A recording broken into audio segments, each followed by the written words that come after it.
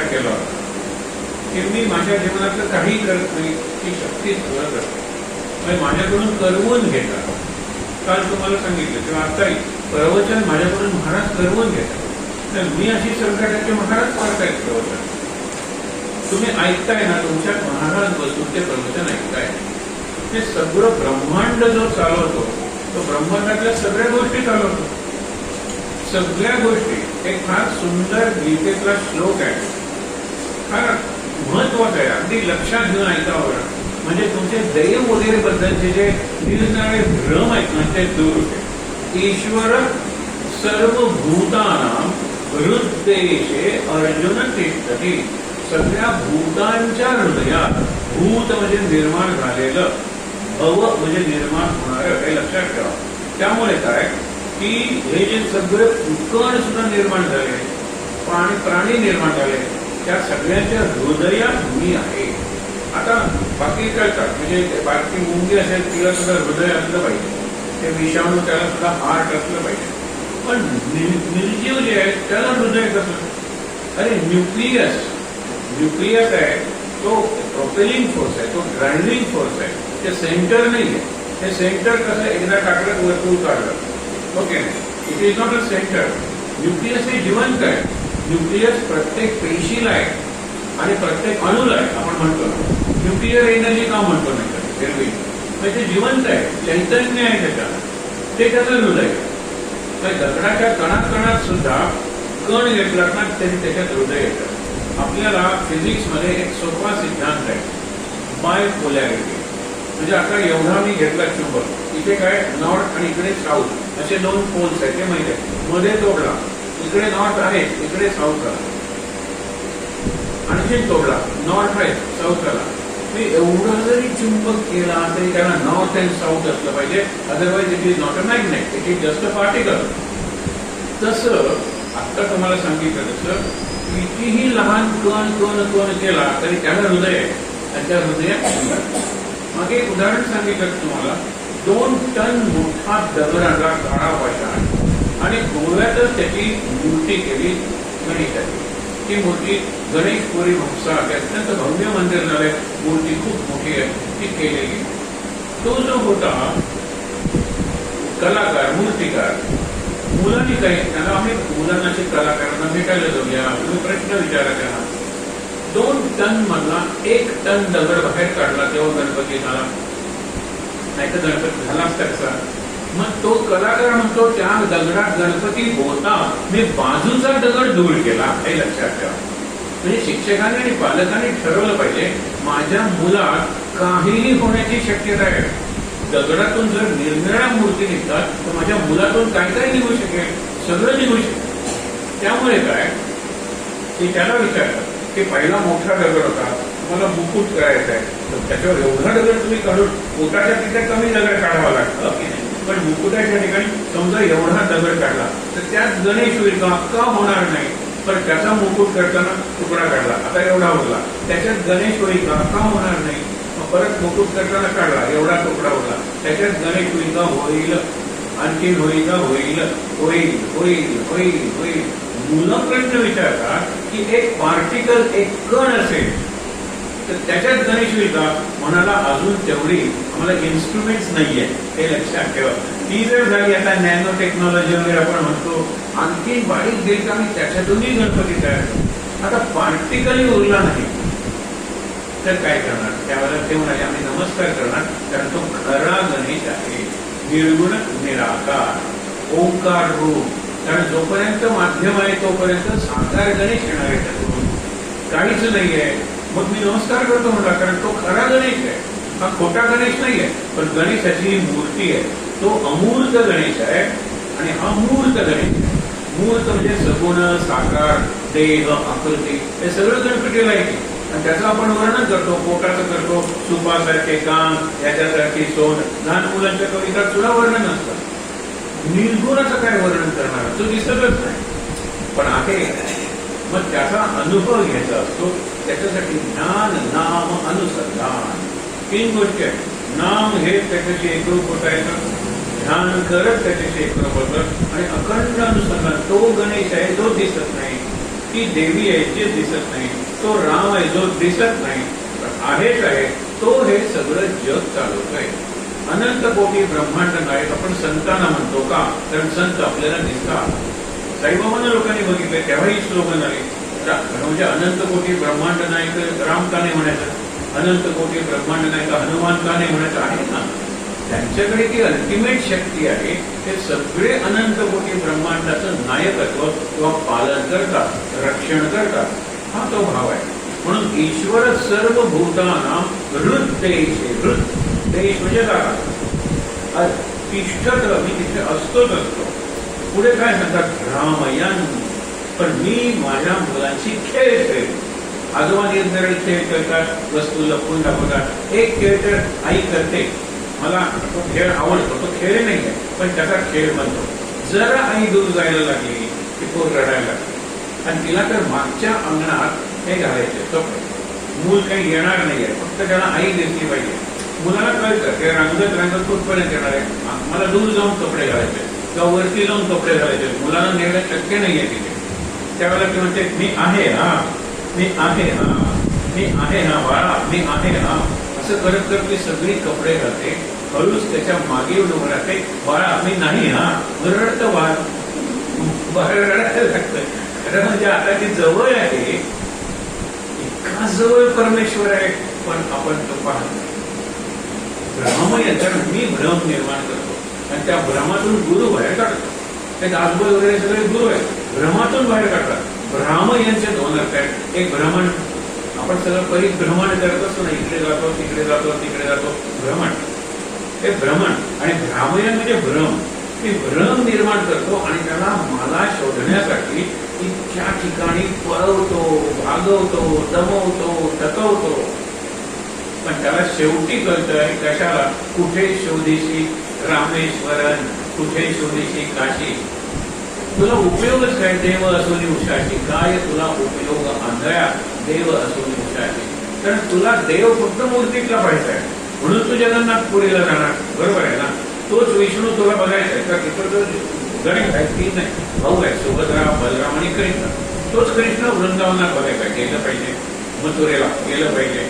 तोच विष्णू बद्री विशाल म्हणजे त्या बद्रीनाथला गेलं पाहिजे, गेलं पाहिजे, गेलं पाहिजे. गेलं रामयन, तो खेळतोय आपल्याशी.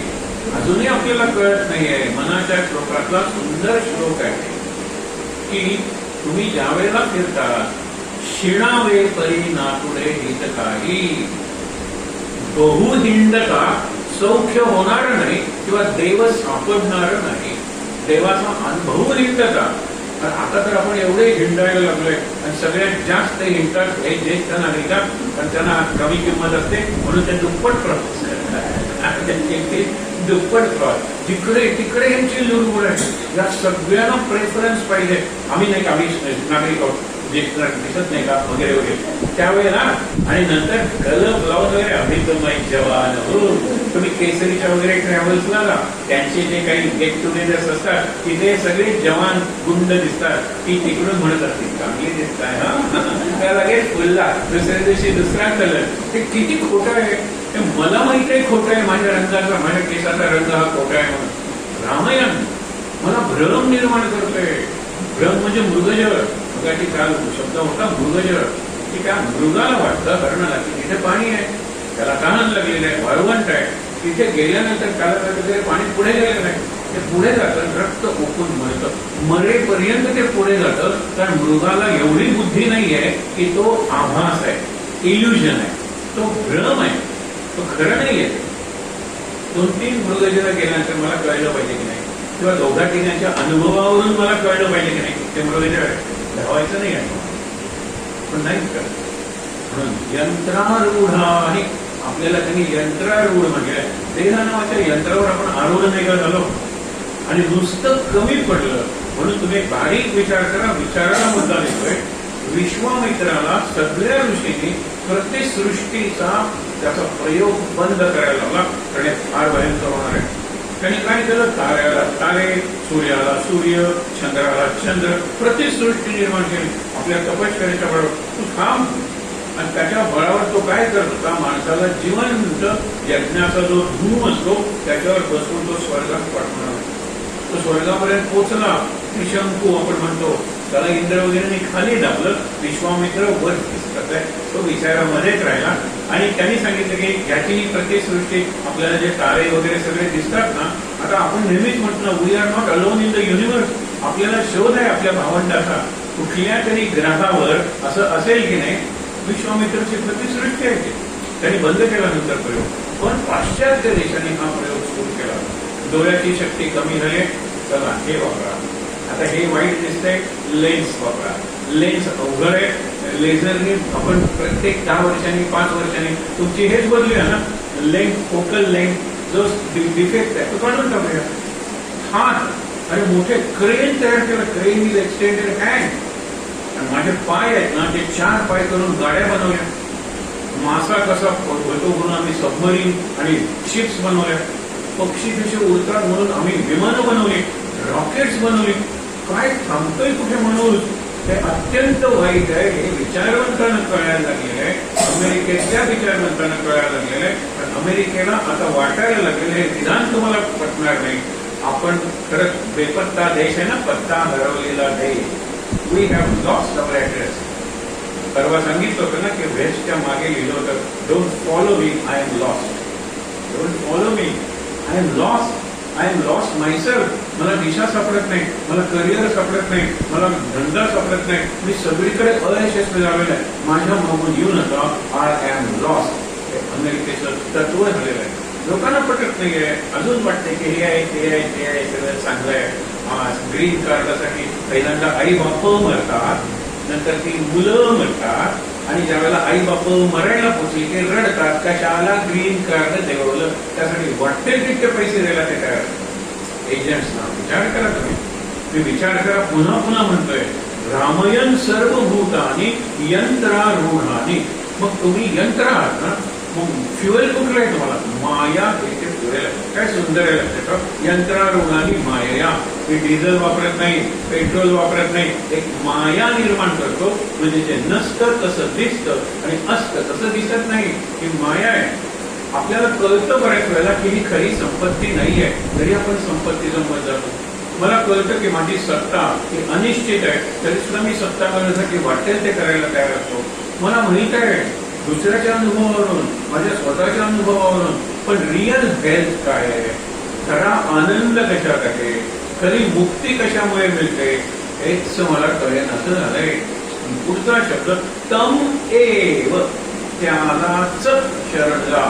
हे अर्जुना, सर्व भावेनं भारत म्हणजे भरत वंशाचा श्रेष्ठ अर्जुना, तम एव, हा जो आतला देव आहे ना त्याला शरण जा. नाहीतर मग भ्रमयन, मी तुला भ्रमण करतोय, भ्रम निर्माण करतोय, फसतोय, पुन्हा हे करतोय. 3-4 मृगांची उदाहरणं देत आहे. लक्षात ठेवा. पहिला मृग बघितला, मृग जळात मरतो तो विचार. नंतर दुसरा कस्तुरी मृग आहे, त्याच्या नाभीत कस्तुरी डेव्हलप होते, त्याला तो सुगंध येतो, इकडे तिकडे तिकडे धावतो. नंतर लक्षात येतो आपल्या जवळूनच सुगंध येतोय, गरगर गरगर फिरतो आणि मरतो ठेवतो. आणि मग नाभी देखील पावडर असतात कस्तुरी, जी जगातल्या महाग अशा पदार्थाची आहे. एक कण सुद्धा मला वाटतं काही 1000 रुपयाला पडत अशी कस्तुरी. ती आग आहे त्याला माहित नाहीये ते आपल्या आत काय आहे आपल्याला माहित आहे का? कल्पना करा. खरंच माहित नाही म्हणून संत जागे करून देतात. माझं निरंतर जागविती हे संतांचे माझ्यावरचे मोठे उपकार आहेत. आणखीन एक मृग आहे, मृग सोन्याचा जगी असंभव, सुवर्ण मृग. तरी त्याला भुलले राघव, म्हणजे सीतेचा हट्ट हे घडणार होतं. एक मागची जरा घटना आठवा बरं. ज्या वेळेला विश्वामित्राच्या यज्ञाचं रक्षण करायला राम आणि लक्ष्मण गेले, त्यावेळेला सुबाहू आणि मारीचे दोघं भाऊ त्राटिकेचे मुलगे आमच्या आईला मारले म्हणून चिडून आले होते. रामाने 2 बाण काढले. एक टोक असलेला बाण काढला, सुबाहूला मारून टाकलं, आणि दुसरा टोक नसलेला बाण होता, त्याने मारीच्याला दूर ढकलून दिलं. लक्ष्मण म्हणाला असं का केलं? अरे तुला ते त्यावेळेला कळेल. म्हणजे आता म्हणायला हरकत नाही, Marich has a role to play in my life. मारीच्याला माझ्या जीवनात काही भूमिका आहे, तो काहीतरी कार्य करणार आहे, हे कार्य. म्हणून तो म्हणतो सुरुवातीला समजून पाहिलं नाही, गेला मागे त्या सुवर्ण मृगाच्या. पुढे काय झालं? पुढे सीतेला पळवून नेलं तर रावणाचा संहार झाला. हे तुम्ही ठरवा. सीतेला पळवून देणं हा पूर्वार्ध होता आणि रावणाचा संहार हा उत्तरार्ध होता. उत्तरार्ध महत्वाचा असतो हे लक्षात घ्या. त्याच्यानंतर आणखीन एक मुलगा, खूप मुलगा आहे असे सांगितलेले आहे. एक मुलगा आपण बघितलेला आहे की तो तंतुवाद्यांच्या संगीताच्या प्रेमात असतो. मी जिवंत हरण पकडलं आणि राजाला विकलं तर मला खूप पैसे मिळणार आहे. ते बाजारात जरी विकलं जिवंत तर मिळणार, पण हरिण एवढ्या गतीनं धावतं, मी कसं त्याला पकडणार आहे. म्हणून मी काय करतो, एक फास पसरून ठेवतो माझ्यासमोर आणि झाडाला टेकून फिल्ड किंवा व्हायोलिन वाजवत बसतो. ते पळणारं हरिण व्हायोलिनचे सूर ऐकून थांबतं, परत फिरतं आणि ह्याच्या इतकं जवळ येतं ते ऐकायला की पुढे फास टाकलेला असतो, त्याचे पाय बांधले जातात. ते हरिण आता एकेका इंद्रियासाठी एक एक उदाहरण केलेलं आहे. कानासाठी म्हणजे संगीतासाठी हरिण, जिभेसाठी तो मासा, गर घालतो ना आपण, त्या घराला काहीतरी गाईंडोर वगैरे लावतो आपण. इतका तो हवरट आहे की खाता खाता गळाला आणखीन एक घर, म्हणजे तो लोखंडात लागतो ना घर, आणखीन काहीतरी ते खायला लागतो आणि घर अडकतो. पाण्यात पोहणारा मासा कोण सापडवणार आहे, त्यांनी स्वतःला पकडून दिलेला आहे. तो हत्ती आपण बघितला, तो त्या हत्तीला बघून खड्ड्यात पडतो. त्याला एरवी माहित आहे, आधीच कळतं पायावरून की पुढची जमीन पोकळ आहे म्हणून, पुढे खड्डा आहे म्हणून. पण त्या हत्तीच्या प्रेमात तो एवढा विवश होतो, एवढा धुंद होतो की खड्ड्यात पडतो. तिसरा बघितला होता नंतरचा, तो भ्रमर बघितला होता की जो लाकडाला मुराद करतो, पण कमळात गेला, कमळ मिटलं की त्याला बाहेर येते, कारण अत्यंत तो गंध लुब्ध आहे. लुब्ध म्हणजे लोभ. त्याला त्या फुलाच्या गंधाचा आणि मकरंदाचा म्हणजे मधाचा एवढा लोभ आहे की दुसऱ्या दिवशी कमळ उघडतं त्यावेळेला तो मरून पडलेला असतो. ज्यावेळेला त्याला कळतं की आपण घुसमटतोय त्यावेळेला त्यांनी बाहेर घ्यायला नको होतं का, आणि जो याला पुरक करतो, छिद्र पडतो लाकडाला, तर त्याला कमळाच्या पाकळ्या भेटून येणं काय हवं. आणि शेवटचा तो पतंगा. पतंगा म्हणजे हे आता किडे येते, त्यांचं त्या ज्योतीवर प्रेम असतं. काहीतरी दिवे, हे काही ज्योत नाही आहे पण तरी ज्योत, आणि तो दिव्याची ज्योत असते, कुठे मंदिरात लावलेली, अंधारात लावलेली असते मेणबत्ती, त्या ज्योती बरोबर येतात. ते रूप आहे ते. आपण डोळ्याने त्या ज्योत म्हणजे काय माहिती ना तुम्हाला, टीव्हीचा स्क्रीन, मोबाईलचा स्क्रीन, ही ती ज्योत आहे. आणि मला पंख आहेत ना, मी त्या ज्योती उडत त्या ज्योतीचं सगळं सौंदर्य एरियल व्ह्यू सुद्धा घेतला असता. काय सुंदर दिसते, हे माझ्या प्रेयसी, ती प्रेयसी आहे त्याची, त्याला आवडतं, त्याच्यातच उडी मारतो आणि तोही मरतो आणि तो त्या ज्योतीलाही विझवतो. आपण असं करतो. आपण त्या टीव्ही काय हे काय, सकाळी आम्ही एक फोटो काढलाय, नंतर तुम्ही बघा काहीतरी रवीने काढलेला एक मुलगा. आता सांगायला काय हरकत नाही, शंकरचा मुलगा काय शंकर बरोबर आलेला शांत झोपल्या, पण आता तो मोबाईल काही सोडायचा म्हणलं की काढ रे फोटो, आणि तो जागा झाला, पण तरी सुद्धा मोबाईल सोडणं एवढं जीवावर आलं त्याच्या. बरं, मोबाईल हातात, आणि हा मोबाईल कोणी दिलेला असतो, तो कुठे इकडे तिकडे फिरतो, तिथे बस घे मोबाईल. तो काही घेणाऱ्या काढून वडिलांच्या खिशातला नाही, मला नको असतो तो. म्हणून सकाळी मला माहित नाही की यांची जी नाक आली होती ती एवढी गप्प कशी बसली गिरतात, आणि ती बसली असेल तर ग्रेट. पेरेंटिंग हे फार चांगलं त्यांची सून का मुलगी असेल ती करत असेल, मला माहित नाही. मीरा तिचं नाव, तो बसणंच शक्य नाही पोर, मोबाईल गेला की उठणंच शक्य नाही पोर, हे लक्षात ठेवा. म्हणून त्यांनी काय जादू केली माहित नाही. मी बघत होतो तिच्याकडे, तर ती मोबाईल हातात नव्हता, कारण की हालचाल वगैरे करत होती. पण विशेष आहे, एका ठिकाणी बसले धक्काने असेल, कारण इकडच्या बाजूला आजी, इकडच्या बाजूला आई, बिचारीचं सँडविच, पण आनंदात होती ती मुलगी, हे लक्षात ठेवा. She was not pressed for a compress, she was free. हे अवघड आहे, हे संस्कार असतात मग. म्हणून तुम्हाला सांगतो की भ्रामयन सर्व भूतानी यंत्रारूढानी मायया तम एव, तो हृदयातला देव आहे ना त्याला शरण जा. तम एव शरणम गच्छ. ते भागवतात सांगितलं, एकेका इंद्रियाच्या आहारी जाऊन तो मासा, ते हरिण, तो हत्ती, एकेका इंद्रियाच्या, आपली 5ही इंद्रिय आपल्या ताब्यात सुटलेली आहे.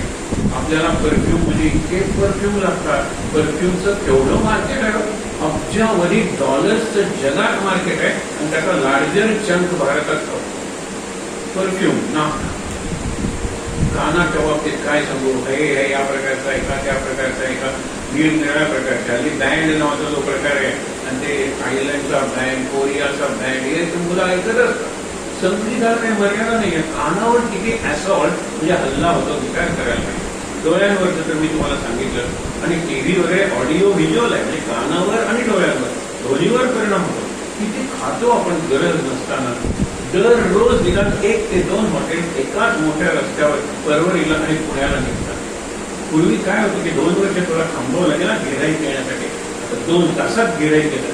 बघूया नवीन नाही म्हणजे काय काढूया काय हे काय आहे ओळखा बरं. हा निराळ्या प्रकारचा पिझ्झा आहे या हॉटेलात आणि तो हॉटेल मला सांगतो आम्हाला तुम्ही स्टार्स द्या, देऊ स्टार्स, मग 10% लेस. आणि व्यापार आहे हा, काय व्यापार आहे. मला गंमत वाटते या लोकांची. नवीन हॉटेल निघालं की 2 तासात ते फुल होतं. पूर्वी 2 वर्ष थांबावं लागतं. आता सगळंच बदललेलं आहे. म्हणजे जिभेवर केवढे अत्याचार करतो, डोळ्यावर किती अत्याचार करतो. म्हणून मागे सांगितलेलं वाक्य पुन्हा सांगतो, आपल्या जीवनातला वर्स्ट टेररिस्ट अतिरेकी मी स्वतः आहे. अतिरेक हा अतिरेक करतो ना, म्हणून त्याला अतिरेकी म्हणतात ना. डोळ्यांचा अतिरेक, खाण्याचा अतिरेक, ऐकण्याचा अतिरेक, सगळा अतिरेकच आहे की जो मी माझ्यावर जाणून बुजून करतो. म्हणून कृष्ण शेवटी सांगतो की त्या देवाला आतल्या तू शरण जा आणि मग बघ तू आनंदात राहतोस की नाही, मुक्त होतोस की नाही. हे का सांगितलं. आता प्रत्यय कशाचा घ्यायचा, याचा प्रत्यय घ्यायचा आपल्याला. प्रत्यय निरूपण निर्मळ. आता अद्वय बोलणे कर्त्याच ओळखणे हे आपण सकाळी वाचलो होतं. प्रत्यय विवरण हा कर्ता निरूपण हा आपण आता वाचणार आहोत. कर्ता निरूपण. श्रोता म्हणे वक्त्याची हे भान कधी सुटलेलं नाहीये. मी वक्ता आहे आणि श्रोते माझे शिष्य आहेत. ते प्रश्न विचारतायत आणि मी उत्तर देतोय. श्रोता म्हणे वक्त्याची कोण करता निश्चय ही सृष्टी केली कोणी. मग असं कर्तृत्व होतं ते मी काही करत नाही आहे, सगळे महाराज करतायत. आपण बघितलं ना ते मी करतो हे वाक्यच खोटं आहे. पण हे सगळं विश्व कोणी निर्माण केलं ते सांगताय. कारण मजेदार हा समाज आहे. खूप त्याने ओव्या केलेल्या आहेत. एक म्हणतात त्यांनी केलं, एक म्हणतात त्यांनी केलं, एक म्हणतात त्यांनी केलं. कारण प्रत्येक जण मी म्हणतो माझा जो आहे ना म्हसोबा त्यांनी केलं, हा म्हणतो माझा खंडोबा आहे त्यांनी केलं, ती म्हणते माझा ज्योतिबा आहे त्यांनी केलं, ते म्हणतात माझ्या आजोबा आहे त्यांनी केलं. आणि 4ही देव आहेत. आजोबा, खंडोबा, म्हसोबा, ज्योतिबा ही नावं आलेली आहेत समाजात. पण प्रत्येक जण म्हणतो माझ्या देवानी केलं, माझ्या देवानी केलं. तर एकच देव आहे ना म्हसोबा आणि ज्योतिबा, याच्यात काही फरक नाही आहे. पण आपण फरक केले. म्हसोबाचा आकार म्हशीचा, ज्योतिबाचा आकार ज्योतिबा. मी ठरवले आकार रूप याच्याच प्रेमात पडलोय आपण. तत्व विसरलोय, म्हणजे चैतन्य विसरलो. महाराजांच्या पायाशी बसून महाराजांचा माणूस म्हणून जीवनातलं चैतन्य घालवू नका. सगळ्यात हसत राहा, मस्त मजेत राहा. किती अडचणी येऊ दे जीवनात येणारच, शरीराला किती व्याधी होऊ दे होणारच. मन आणि बुद्धी शांत ठेव. त्याच्यासाठी आपण इकडे आता काय सांगतात बरं मजेदार उत्तर आहे. एक म्हणती करता देव, एक म्हणती कोण देव. आम्ही देव मानतच नाही. हे ब्रह्मांड केलं कोणी, देवानी केलं, कोण देव. दुसरं म्हणते आपण असा अभिप्राय बोलते झाले. कोणी एक म्हणती करता देव मंगलमूर्ती, एक म्हणती सरस्वती सर्वकरी, एक म्हणती श्रीराम करता, एक म्हणती कृष्ण करता, एक म्हणती भगवंत करता केशवराज म्हणजे विष्णू, एक म्हणती पांडुरंग, एक म्हणती श्रीरंग, एक म्हणती झोटिंग म्हणजे पिशाच. पिशाच्यांनी हे केलं. अघोरी पंथाचे लोक आहेत ना की जे माणसाच्या कवटीतून रक्त पितात माणसाचं. भयंकर तो पंथ आहे, लक्षात ठेवा. त्या पंथाबद्दल रामकृष्णाने विचारलेले चांगलं उत्तर दिलं की त्या पंथातले लोक सुद्धा मुक्त झाले की. ते म्हणाले घराला पूर्वी ज्यावेळेला संडास होता पाठीचा त्यावेळेला मागे असे की पूल असायचे आणि तिथे पाठीत सगळं शौच असायचं आणि मग तो भंगी वगैरे यायचा. गोव्यात डुकराचा संडास आपण त्याला म्हणतो, पण तिकडे भंगी डोक्यावरून ते सगळं घेऊन जायचा. पण तिथे भंग्याला ती पाठी काढण्यासाठी होल पाहिजे ना छोटस. ते म्हणतात मोक्षदार आहे, त्याच्यातूनही घरात येता येतं आणि तिथूनही घरात येता येतं की तुम्ही कुठलं निवडणार आहात. संडासाचं जे होल आहे, संडास जुने संडास ना, तुम्ही हे बघू नका या होलातून कसं येणार वगैरे वगैरे आठवू नका. जुने संडास की जी पाठी असते ती काढण्यासाठी जे होल असतं त्यातून आत शिरता येतं की. या जे आता सांगितलेला जो अघोरी प्रकार आहे, जे तांत्रिक वगैरे असतात ते सगळे ह्या दारातून येतात. पुढच्या दारातून आम्ही भक्त येतो, ज्ञानी येतो, ध्यानी येतो, कर्मयोगी येतो, ते पुढच्या दाराने येतात. ते अघोर वगैरे पंथ आहेत ना, म्हणून सांगितले जोटिंग ते पेशाच्याने केलं. ते म्हणतात एक म्हणती ब्रह्म करता, ब्रह्म म्हणजे ब्रह्मा, एक म्हणती विष्णू करता, एक म्हणती महेश करता निश्चयती, एक म्हणती माया करी, एक म्हणती जीव करी, एक म्हणती सर्व करी प्रारब्ध योग. सगळ्याला प्रारब्ध आहे. विश्वाला सुद्धा प्रारब्ध आहे. त्या सूर्याला जो दिसतं त्याला प्रारब्ध आहे, त्याला आकार आहे त्याला प्रारब्ध आहे. हा महाराजांनी सांगितलेला. म्हणजे हा सिद्धांत पूर्वीच आहे, पण आपल्याला महाराजांच्या चरित्रात वाचायला शकतो. महाराज म्हणतात आकार धारण केले ना त्याला प्रारब्ध आहे. कितीदा कला अकादमी मोडायची प्रारब्ध आहे. आता काय आहे ना, बरोबर कुठलीही गोष्ट घ्या, अन्नाच्या कणापासून ते विश्वापर्यंत प्रत्येकाला प्रारब्ध आहे.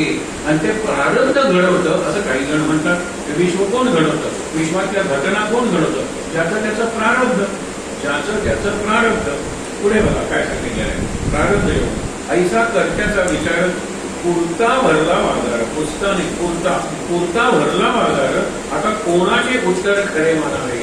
कोणाचे गलबला आहे म्हणतात ना, मतांचा गलबला कोणी पुसेना, म्हणजे विचारेना कोणाला. प्रत्येक जण मीच श्रेष्ठ म्हणतात. जेही तो देव मानेला करता म्हणते तयाला, ऐसा लोकांचा गलबला मोसरेना. थांबत नाही लोकांचा गलबला. शेवटी भावे सावधान. आता निश्चय तुम्हाला लागतो. निश्चय तो राहा अनुमान. आता अनुमान बघितलं सकाळी. निश्चय म्हणजे डेफिनेट कळलं मला, आणि अनुमान म्हणजे तर्क आहे मला, इन्फरन्स आहे, तर्क आहे. बघा म्हणून श्रुती व्हावे सावधान. निश्चय निश्चित काय काय का. अनुमान म्हणजे तर्क सोडा. प्रत्यय मानावा प्रमाण जाणते पुरुषी. जाणते पुरुषी.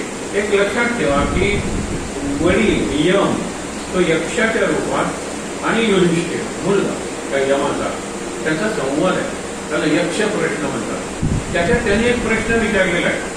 तो प्रश्न हाच आहे की पंथा योग्य मार्ग कुठला.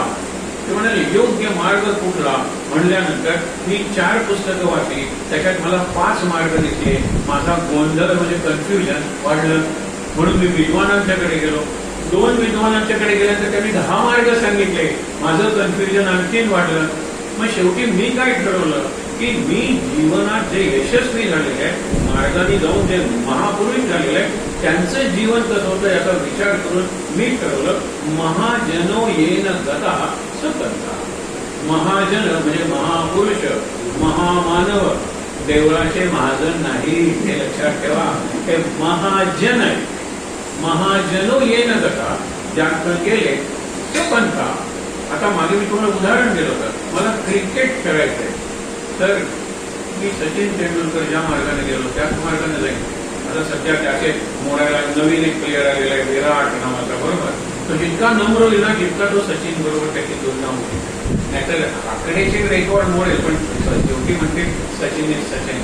मागे मी तुम्हाला म्हणलं होतं आपला टर्बन घालणारा तो काहीतरी बोलला होता त्या आफ्रिकेच्या याला मंकी. त्यांनी तक्रार केली इंटरनॅशनल कम्युनिटीकडे. तो जज त्याने काय प्रश्न विचारावा. ज्या वेळेला हा मंकी म्हणाला त्यावेळेला वॉज सचिन अराउंड हा प्रश्न आहे बघा. दिस इज द कॅरेक्टर सर्टिफिकेट. आणि luckily Sachin was around standing between them. तो सायमन म्हणून होता आणि त्याचा आपला प्लेअर क्रिकेट काहीतरी नाव हरभजन सिंग, मी त्याला हनुमान सिंग म्हणतो. हरभजन सिंग. हा हरभजन सिंग आणि ते Sachin was around. Sachin was called specially. त्याला एकच प्रश्न विचारला, तू होतास का तिथे? मी होतो. त्यांनी त्याला मंकी म्हणलं का? नाही. ऍडमिटेड. हरभजन सिंग सुटला, नाही तर लाईफ टाईम बॅन झाला असता त्याच्यावर. नंतर सचिन भारतात आल्यानंतर म्हणतो त्यांनी विचारलं नाही म्हणलं की तो काय म्हणला होता. अवघड झालं असं त्यांनी आईवरून शिवी दिली होती त्याला. आपण माफ की वगैरे जे म्हणतो ना, ते कसं सांगू मी. आणि मला त्यांनी प्रश्न विचारला नाही, तू होतास का? होता. तू ऐकलंस का? त्यांनी याला मंकी म्हणलं का? नाही. तो सुटला. काय कॅरेक्टर आहे सचिनचं. हे जमणार नाही Virat like for that matter any प्लेअरला. मग मला जर चांगला क्रिकेटर व्हायचंय तर मला सचिन ज्या मार्गाने गेला त्या मार्गाने मला जावं लागेल. एके ठिकाणी मला आठवतं काहीतरी कुठला इंटरव्ह्यू असेल, गावस्कर सांगत होता, मी माझ्या मुलाला सांगितलं, रोहन त्याचा मुलगा, आता कुठेही माहित नाही कॉमेंट्री वगैरे काहीतरी करतो, की तू सचिनच्या मार्गाने जा, पण त्याची वडिलांवर एवढी भक्ती तो सुनीलच्या मार्गाने गेला. म्हणजे माझ्या सुनील गावस्कर, सचिन तेंडुलकर, सचिन वे मार्गाने जा. सध्याचं क्रिकेट ते सचिनचं क्रिकेट आहे, माझं नाही आहे. मला ते फास्ट करायला जमत नाही आणि टेक्निकली परफेक्ट. पण सध्या जर बघितलं तर गावस्करचे गेली IPL मॅच म्हणून म्हणला ते मला वाईट वाटतं. हे काय चाललंय, इतक्या सिक्सर आणि 20 ओव्हर्समध्ये 200 क्रॉस करतात. हल्ली नेहमीच म्हणजे जे 50 ओव्हर्समध्ये घडत होते, मी तुम्हाला का सांगतोय, तो म्हणतो आय पिटी द बॉलर्स. कसाही बॉल टाकतात, ते कसंही इम्प्रोव्हाइज करतात, 360 मध्ये फिरतात, फिरवतात, कुठली बॉल सिक्सर सिक्सर सिक्सर. ते क्रिकेट नाहीये म्हणून. पण तरी सुद्धा माझ्या मुलाला मी सांगितलं, लो सचिन त्याच्या मार्गाने जा, तो सुनीलच्या मार्गाने गेला. महाजनो येणं जातात सपंता. मला गायक व्हायचंय, मला शिल्पकार व्हायचंय, तर मी ग्रेटेस्ट इन दॅट फील्ड. त्यांचे मार्ग मी त्यांची चरित्र मी अभ्यासले पाहिजे. प्रत्येकाला मला भेटायला नाही जमणार, पण चरित्र आहे ना समोर, ते कसे वागले, त्यांनी काय टाळलं. म्हणजे असं सांगितलं जातं की अत्यंत चांगलं फ्राईड फिश किंवा गिरणारे फ्राईड पदार्थ आणि लोणची लतामंगेशकर करत होते. पण आयुष्यात त्यांनी नाही चव साठली, कारण तिला हे राखायचं होतं ना. तिचं वर्णन करतात, moon light in her throat, म्हणजे पौर्णिमेच्या चंद्राचा प्रकाश तिच्या कंठात होता, तर ती कशाला लोणचं काही. पण दुसऱ्या परदेशातल्या लोकांनाही पाठवून द्यायचे, ते हे लोणचं बघा, ट्राय करा, try this feel, try that feel. पण नाही, तिला काही कलर साड्या परवडल्या नसत्या का, कायम पांढऱ्या साडीत. आपण म्हणतो ना, या कुंदे दशा या शुभ्र वस्त्रावृता, ती सरस्वती आहे, ती योगिनी आहे. तो मला जर सिने गाणं, लाईट म्युझिकल शिकायचंय, मी ती आज तिच्या मार्गाने तिने स्वतःला किती गोष्टी डिनाई केल्या होत्या सांगावर. मला नाही वाटत ठिकाणी ब्युटी पार्लर मध्ये गेले, तिच्या चेहऱ्यावरचे जे मार्क आहे, देवी पुरवायच्या ना स्मॉल पॉक्स, ते होते. ती सावली होती, भस्माचे पट्टे लावून घरातून बाहेर पडायचे, ते पट्टे आणले दिसायचे. स्टुडिओत ते घाम आल्यानंतर ते पुसल्यानंतर ते पट्टे पुसले जायचे. घरात त्यांनी मिनी मंगेशाचं देऊळ तयार केले आणि मग तिथे शांतात शेळके जातात, अरे पुढे उभा मंगेश, मागे उभा मंगेश, माझ्याकडे देव माझा पाहतो आहे. हे लक्षात ठेवा ना, हे गीत. त्या सगळ्या गोष्टी जर मी लक्षात ठेवल्या तर माझ्या मनात कायम हे विचाराचे, संसाराचे, स्वतःचे, देहाचे, इतरांच्या जीवनाचे विचार मनात टिकणारच नाही. जसं आळवाच्या पानावर ठेप असतो पाण्याचा, आणि तो किती सुंदर दिसतो, सूर्याच्या प्रकाशात बघितलं तर मोत्यासारखा दिसतो. वारा आला, पडलं, आळवाचं पान कोरडं ते कोरडंच. नलिनी जल, जल म्हणतात ना, अति तरलम. आळवाच्या किंवा कमळाच्या पानावर पडलेलं पाणी अति तरल असतं, त्याला जरा टिचकी मारली किंवा वारा आला की ते सगळं जोडून जातं आणि ते डिटॅच असतं, किंवा ज्याला त्याच्यावर लेप लागत नाही, ते त्याच्याशी अटॅच होत नाही. आणि म्हणून कमळ आपण राष्ट्रीय फुल आहे. मागे सांगितलं होतं, पद्मश्री, पद्मभूषण, पद्मविभूषण, यातलं पद्म किंवा कमल पद्म, नेत्र पद्म, हस्तपद्म किंवा हस्तकमल, चरण कमल. हे कमळ काय सांगतं मला, डिटॅचमेंट. हा सुंदर विचार आहे आपल्या संस्कृतीचा. पण आता हा विचार आपल्या नातवांसमोर तरी नक्की येणार आहे, त्यांच्या टेक्स्टबुक मध्ये लक्षात ठेवा. मी आशावादी, अत्यंत सुंदर काळ आहे आपल्या या देशाला, किंमत द्यावी लागेल आपल्या पिढीला. पण एक लक्षात ठेवा की खूप उज्ज्वल सगळं जग भारताकडे बघितल्याशिवाय राहणार नाही. पण आनंदात कसं राहायचं, हे तत्वज्ञान तिकडे तिकडे तत्वज्ञानच नाहीये, तिकडे आहे तंत्रज्ञान. तंत्रज्ञान, टेक्नॉलॉजी, ही फिलॉसॉफी. त्यांच्याकडे काय आहे, दुसरं सायन्स आहे. आमच्याकडे स्पिरिच्युअलिटी आहे, त्यांच्याकडे विज्ञान आहे, आमच्याकडे आत्मज्ञान आहे. आणि शेवटी लास्टिंग काय तर आत्मज्ञान. आता सांगितलं ना, अमेरिकेचे क्लोनचे प्रयोग केले की एका सेल पासून तसाच इंडिव्हिज्युअल तयार करता येतो. त्यांनी बकरी तयार केली, त्यांनी गाय तयार केली. बघा, तुम्ही गुगल काढून बसा क्लोनिंग. आणि माणूस जर तयार केला तर माझ्या ज्या पेशी, किती माझ्या शरीरात पेशी आहेत, आकाशात तारे, एकेका पेशीचा जर मी तयार केला की जो अगदी माझ्यासारखा दिसेल, तर माझ्यातून सैन्य नाही का, पूर्वी आपण सिंधुरासूर वगैरे म्हणतो ना, रक्तबीज, रक्ताचा थेंब सांडला नवीन राक्षस तयार झाला, थेंब सांडला नवीन. इथे रक्तातल्या सेल्स बद्दल मी बोलतोय. क्लोनिंगला, माणसाच्या क्लोनिंगला जगात बंदी आणलेली आहे. याचा अर्थ अमेरिकेच्या तळघरात तो प्रयोग चालू आहे. अमेरिकेच्या याच्यात इराणच्या काने, आपल्याला अमेरिका जवळची वाटते, इराण दूरचा वाटतो, घाणेरडा देश आहे अमेरिका. कधी भारताबरोबर राहिलेला नाहीये. भारतासाठी बॉम्ब टाकण्यासाठी त्यांची विमानं गेली होती. जेव्हा रशियन त्याची न्यूक्लिअर सबमरीन आली तेव्हा अमेरिकेने मागे गेलेलं आहे. काय सांगतात? अगदी घाण देश आहे, विश्वास न ठेवण्यासारखा देश आहे. मी हे का सांगतोय की मला ज्या वेळेला भविष्य आपल्याला घडवायचंय आणि त्यासाठी मला चांगलं व्हायचंय, तर मला बाहेरच्या गोष्टी सुद्धा वाचल्या पाहिजेत, पॅरलल गोष्टी सुद्धा वाचल्या. नुसतं देव देव राम राम करत बसलो तर मी चांगलं होईल. I cannot contribute to the society. मला तुम्हाला सांगण्यासाठी काही वाचायला नको का? मला तुम्हाला सांगण्यासाठी काही बघायला नको का? आणि म्हणून बघतो, ते लक्षात ठेवा. त्याचा उपयोग काय? दुसऱ्यांसाठी. माझं करमणूक होते का? करमणूक कसली ती? करमणुकीची गरज आहे का? एवढं नाव आणि महाराज असताना दुसरी करमणूक गरज नाही आहे, पण ते बघावं लागतं. ते शॉर्ट्स, दोज रील्स म्हणतात, ते बघून तुम्हाला सांगावं लागतं. ते लक्षात घ्या मुद्दाम. इथे काही समर्थ कसे होते? आता पुढच्या समाजात तर बघा ना, काही काही केलं पाहिजे. जो लीडर आहे, आणि आपल्यापैकी प्रत्येक जण लीडर आहे. जो हेड ऑफ द फॅमिली, तो फॅमिलीचा लीडर आहे. हेडमास्टर किंवा प्रिन्सिपल हा त्या संस्थेचा लीडर आहे. जज हा कोर्टाचा लीडर आहे. पंतप्रधान वगैरे किंवा मुख्यमंत्री वगैरे किंवा कोणी पंच सरपंच सुद्धा लीडर आहे.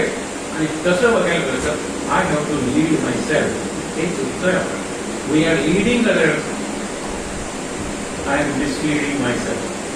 मला कळतच नाही कुठे जायचंय, दिशा ठरलेली नाही आणि ध्येय, लक्ष, उद्दिष्ट ठरलेलं नाही. त्यामुळे अशी जीवनाची वाटाघाट झालेली आहे. आपण सावध होऊया. आपण फार चांगल्या ठिकाणी आलेलो आहे. ही जागा आपल्यासाठी तयार केलेली आहे असं प्रत्येकाने जर म्हणलं तर या जागेचं चैतन्य वाढणार आहे. की माझ्यासाठी महाराजांनी जागा तयार केली, Maharaj you are great, thank you का नाही म्हणायचं? ते चैतन्य अंगण माझ्यासाठी तयार केलेलं आहे असं मी का नाही म्हणायचं? लक्षात ठेवा. विचार करूया आपण. तर काय होतं, या इथली जे हे आपण म्हणतो ॲम्बियन्स आहे किंवा एन्व्हायरमेंट आहे, त्याची शक्ती वाढते. माझ्यासाठी निर्माण केले, माझ्यासाठी महाराज केव्हा करते? महाराजांना मी आवडत असेल तरच ना, मी महाराजांच्या सारखा वागत असेल तरच ना. म्हणजे आपण इतकी मंडळी वागतोय, त्याचा परिणाम म्हणून इट हॅपन म्हणतात ना, तसं झालेलं आहे. पुढे बघा, एक म्हणती पांडुरंग, एक म्हणती श्रीरंग, एक म्हणती झोटिंग सर्वतरी, एक म्हणती ब्रह्मा करता, एक म्हणती विष्णू करता, एक म्हणती महेश करता निश्चयसी, एक म्हणती माया करी, एक म्हणती जीव करी, एक म्हणती सर्व करी प्रारब्ध योग. ऐसा कर्त्याचा विचार, करता कशाचा? ब्रह्मांडाचा करता. नुसता हे पुरता भरला बाजार, आता कोणाचे उत्तर खरे मानावे? जेही तो देव मानिला, करता म्हणती तयाला, ऐसा लोकांचा गलबला ओसरेला. श्रुती व्हावे सावधान, निश्चय म्हणजे विचार करा, अनुमान तोडून टाका, तर्क नको, प्रत्यय रिअलाइज करा, अनुभव घ्या. मानावा प्रमाण जाणते गोष्टी, केले के अवघेची लटके, तरी करता हे बोलण्याची पिके. आपण काही केलं ना तरी त्यांना काय किंमत असते? एवढे एवढे मोठ्या मोठ्या माणसांनी केलं. ओझे मांडियास ऑफ इजिप्त नावाची एक कविता आहे. तो मोठा राजा होता वाळवंटात, त्या भागात वाळवंटात त्यांनी मोठा स्वतःचा पुतळा उभारला. शेवटी येणारे जाणारे चौदा पुतळा आपण आता पटेलांचं उभारलंय की नाही, पण त्या राजांनी स्वतःचा उभारला होता. आणि शेवटी काय, वादळ व्हायचे, त्याचे तुटत गेले हात, आणि शेवटी तो पुतळा पडून त्याच्यावर वाळूचे थरच साधणार. तू काय असं विशेष केलं? कोणी लटिके, आपल्याला वाटतं मी खूप केलेलं आहे, पण ते लटकं म्हणजे अपुर आहे, खोटं नाही, अपुर आहे. त्यामुळे तर बोलण्याचे लटिके, तरी करता हे बोलण्याची पिके. मी काय करतो फक्त परमेश्वर करतो फक्त सद्गुरू करतो. करता हे बोलण्याची पिके, वक्ता म्हणे रे विवेक हे बरे पहा. समर्थांचा विवेक आला, ही महत्वाची होऊ आहे. विवेक हे पहा, विवेक. त्याच्यानंतर बरे पाहता प्रत्यय आला, तरी का करावा गलबला. प्रचित आलिया आपण आला अंतर्यामी. स्वतः अनुभव घेतल्यानंतर आपण धावपळ करत नाही. मला कळलं ते काय आहे. मग मी येणार नाहीये, मला ते कळलंय आणि मला ते आवडलंय, पुन्हा पुन्हा येण्यात काही अर्थ नाही. आपण गणपती बघायला जातो, निरनिराळ्या गणपतीची आरास असते निराळी, पण विशेषतः 15 ऑगस्टला सगळ्या सरकारच्या इमारतीवर इल्युमिनेशन म्हणजे त्या सिरीज माळा सोडलेल्या असतात, बरोबर. एक बघितली, दोन बघितल्या, 100 मुलं बघतात, बाबा ते तर काय सगळीकडे त्याच माळा आहेत. मी किती भटकणार आहे, हे इल्युजन आहे, हे मुलगजन आहे. मी बघतच राहतो. आता मुलगा आहे, मुलाने हट्ट केला, तो भाग निराळा आहे, तो अपवाद आहे, एरवी मीच बघत राहतो, फोटो काढतो आणि पाठवतो. आमचं सचिवालय, आमचा आमदार निवास, आमचे बघा ना, हे सगळीकडे त्याच माळा आहेत. ते विनोबांना एकदा सांगायला गेलं, विनोबांचं उत्तर आवडलं. ते विनोबा नीरस होते का, विनोबा अरसिक होते का, विनोबा वृक्ष होते का, होतेही आणि नाही. कारण त्याला विचारलं 15 ऑगस्ट 1947 ते सगळीकडे दिवे लावलेले आहेत, त्यावेळेच्या बघायला या ना जरा. त्यावेळेला ते म्हणाले की मला एक दिवा माहित आहे आणि मला इन्फिनिटी, मॅथमॅटिक्स वाले होते, विनोबान हा मॅथमॅटिशियन होता. मला एक दिवा माहिती आहे, मला इन्फिनिटी माहिती आहे. तो एक एक एक एक एक इन्फिनिटी झालं इल्युमिनेशन. मी डोळे बंद केल्यानंतर माझ्यासमोर जी इमारत आहे ती मला इल्युमिनेटेड दिसते, ते म्हणतात. दुसरी गोष्ट म्हणजे डान्सिंग काउंटर बघायला. ते म्हणाले तुम्ही कुठलाही रिझम दिला तरी ते काउंटर तुम्हाला त्या रिझमशी नाचायला हे वाटतंय ना. मला तुम्हाला सांगितलं होतं, जाताना पोरीला बाप शिकवतो, अगदीच नव्हते श्रीराम जय श्रीराम जय श्रीराम जय. पोरीला खरं वाटतं. नंतर ती विचार करते लोकण्याच्या पादुकासमोर आणि येताना म्हणते बाबा आई अमिताभ बच्चन अमिताभ बच्चन अमिताभ बच्चन. पण खरं अगदी जशी श्रीराम जयराम म्हणत असते तशी अमिताभ बच्चनही म्हणत असते. त्याच्यावर रिदम चालू आहे, श्वासाचा रिदम, त्याच्यावर शिवाई देता येतात, ओव्याही गाता येतात, त्याच्यावर नावही म्हणता येतात, नको ते शब्द नको ते विचारही करता येतात. माझी श्वासांची जपमाळ आहे, त्या जपमाळेवर मी काय चालू ठेवणार आहे, अर्थातच नामस्मरण. हे लक्षात घ्या. मग काही कशाचीच गरज नाही, बाहेरच्या माळेची गरज नाही. पुढे आता असो हे बोलणे, विवेकी तोची जाणे, पूर्व पक्ष लागे उडवणे, एरवी अनुर्वाच्य. हे तुम्हाला दिसते उडवून लावलं की जे दिसते ते अनुर्वाच्य म्हणजे अनिर्वचनीय, ते शब्दात सांगता येत नाही. हे नाही ते नाही, नाही ते नाही ते नाही ते करतात की नाही. आणि आता सांगितल्यानंतर जे उरलंय ते आता मुलगा विचारतो. मी हे केलेलं अनुभवलेलं उदाहरण आहे की 5वीत गेली आणि ती म्हणते की आम्हाला आज शिकवलं horizon is an imaginary line where the sky appears to meet the earth. तिला मी म्हटलं इंग्लिशच्या पिरियडला काय शिकवलं, I am a boy, I am not a girl. हे इंग्लिशच्या पिरियडला, this is the level of English. पण जॉग्रफीचा येतो, पुस्तकातलं वाक्य फळ्यावर लिहितो, त्या होरायझन माहित नाही, अपियर्स टू मीट माहित नाही, I am and you are याच्या पलीकडे इंग्लिश गेलं नाही. काय शिक्षण होतो भयंकर. आता या शिक्षणातूनच हुशार नाही का तयार झाले, ते हुशारच होते. त्यांना शिक्षण दिलं नसतं तरी ते तेवढेच झाले असते चांगले डॉक्टर, चांगले लॉयर. सांगू नका तुम्ही, अत्यंत घाणेरडे शिकवलंय आपण मुलांना. आता जरा निराळा विचार आहे, रात्रंदिवस लोक एकत्र येऊन विचार करतायत. आपली मुलं आता 5 वर्षाची नाही आहे, पण 1 ते 5 वर्षाच्या मुलांसाठी सिलेबस गोव्यात तयार होत आहे. म्हणजे आपल्या नातवांसाठी ते आपल्याला उपयोगी पडेल. खूप खूप विचार करेल, खूपच विचार करतात. तुम्हाला सांगितलं ना की अरे अब छुट्टी लगी, अब दादा के घर जाएंगे, त्यावेळेला लगेच विचार केला की दादा म्हणजे वडिलांचे वडील, म्हणजे वडिलांच्या वडिलांचं आणि वडिलांचं घर निराळ आहे का. पहिला विचार. नाना के घर जाएंगे, नाना म्हणजे आईचे वडील. मामाच्या गावाला जाऊया, हा मेसेज द्यायला पाहिजे. हा नाना पाहिजे, इथे मी दादा लिहिलेला आहे, कुठून कट करून नाना लिहिलेला आहे. इतका विचार करता येतो. आणि गोऱ्याकडे 1 to 5 दिलेला आहे. फार चांगला आहे विचार. तुम्हाला नंतर मी सांगेन त्याच्या गमती वगैरे. पण हे लक्षात घ्या की मला आता असोय म्हणून विवेक करायलाच शिकवलेलं नाहीये आपल्याकडे. पूर्व पक्ष लागे उडवणे, हे नाही ते नाही. त्याच्या पलीकडे त्या होरायझन तुम्हाला सांगितलं ना, ग्राउंड होतं. म्हणजे आता ग्राउंडच्या पलीकडे तुला काय अपियर्स काय दिसतंय ना, हो म्हणाले आपण ग्राउंडकडे जाऊया. मग तिथे 3 बिल्डिंग होत्या. आता त्या 3 बिल्डिंगला तुला दिसतंय ना तिथे दॅट इज होरायझन.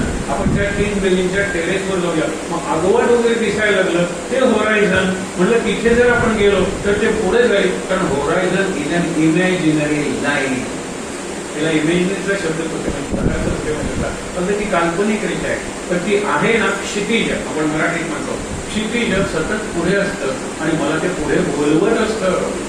म्हणून क्षितिज वाढवणं हे पुरुषाचं कार्य आहे, पूर्वीचं वचन आहे, हे 50-60 वर्षापूर्वीचं. लगेच माझ्यावर तुटून पडू नका. क्षितिज वाढवणं, पुढे पुढे नेणं हे पुरुषाचं काम आहे. त्या 4 भिंतीत स्वर्ग निर्माण करणं हे स्त्रीचं काम आहे. हे लक्षात ठेवा. अजूनही हा रोल महत्वाचा आहे.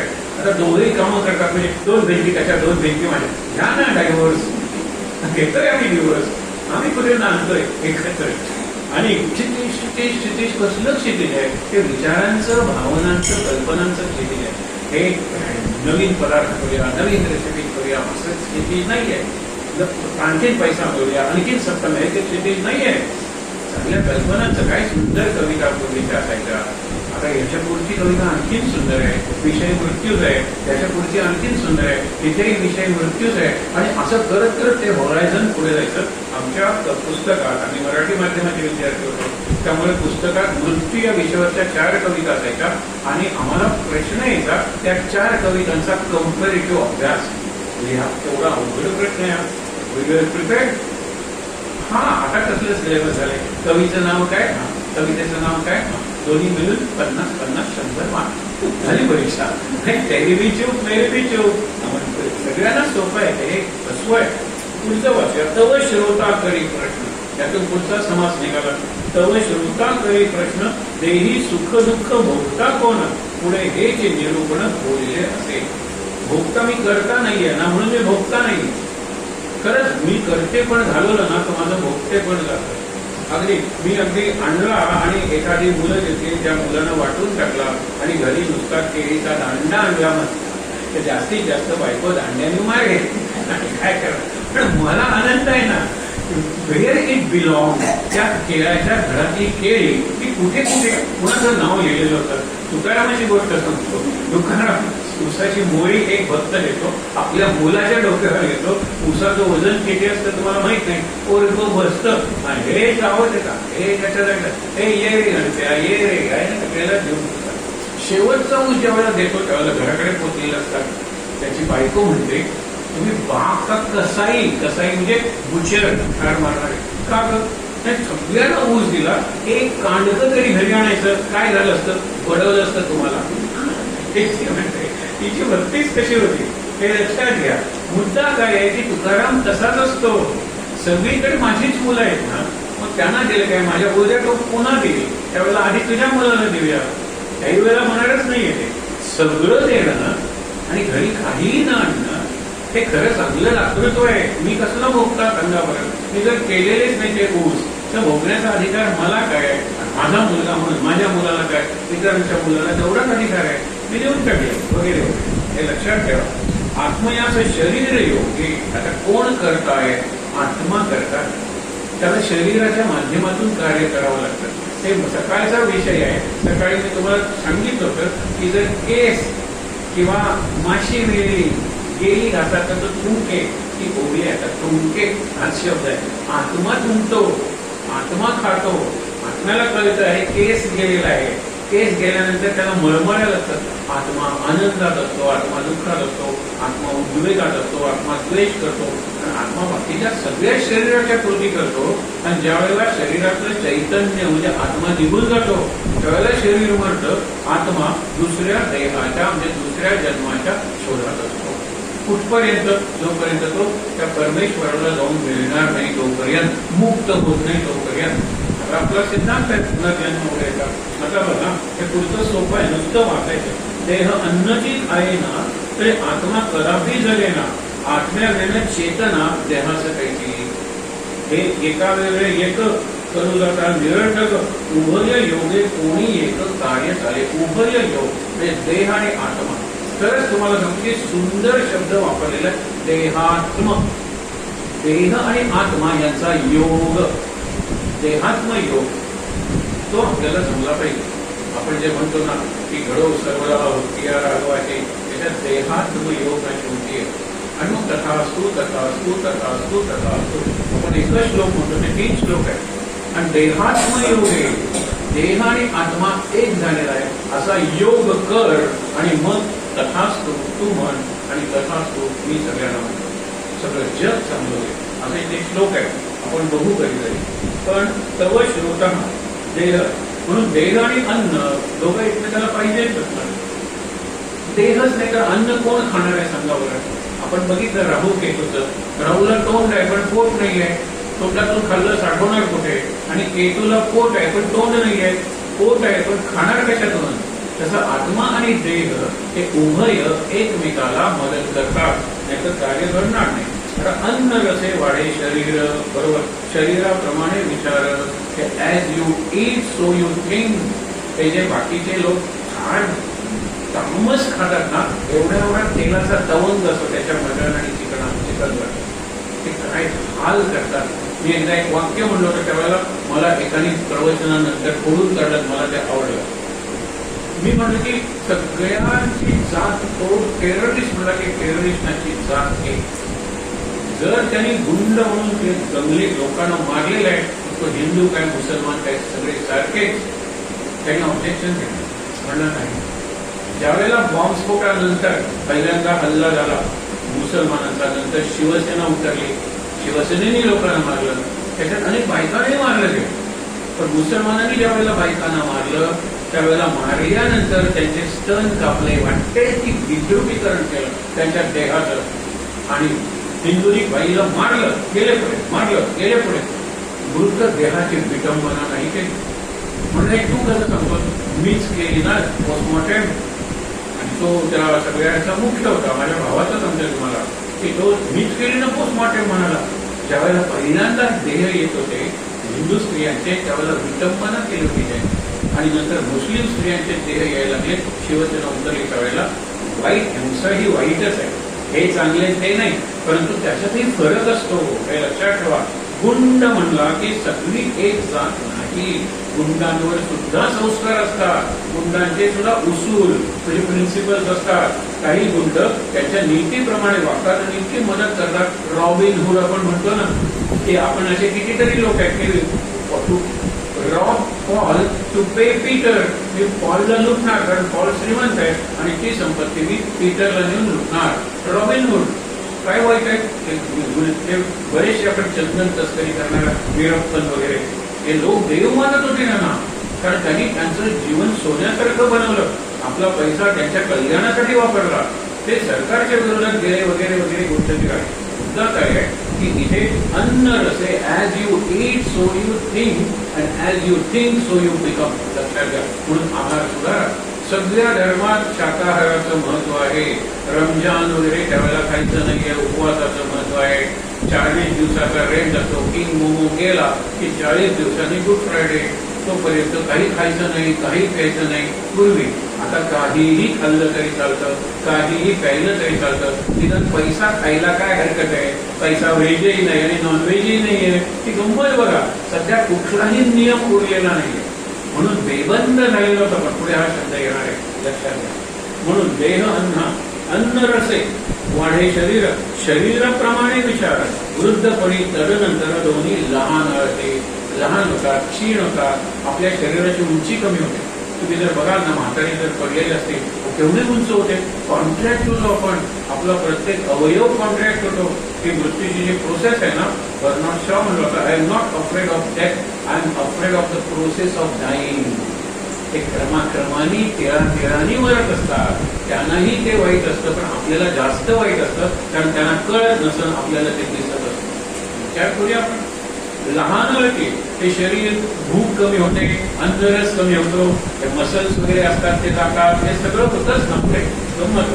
उत्तम द्रव्य देह खातो, देह योगे आत्मा भुललो, विस्मरणे शुद्धी सांगतो सकळ काही. म्हणजे चांगलं खाल्लं पाहिजे, पण प्रमाणात खाल्लं पाहिजे, नाहीतर विस्मरण. हल्ली आपलं असं झालेलं आहे, आत्म्याला पूर्णपणे विसर, आत्मा हरवलेले आपण.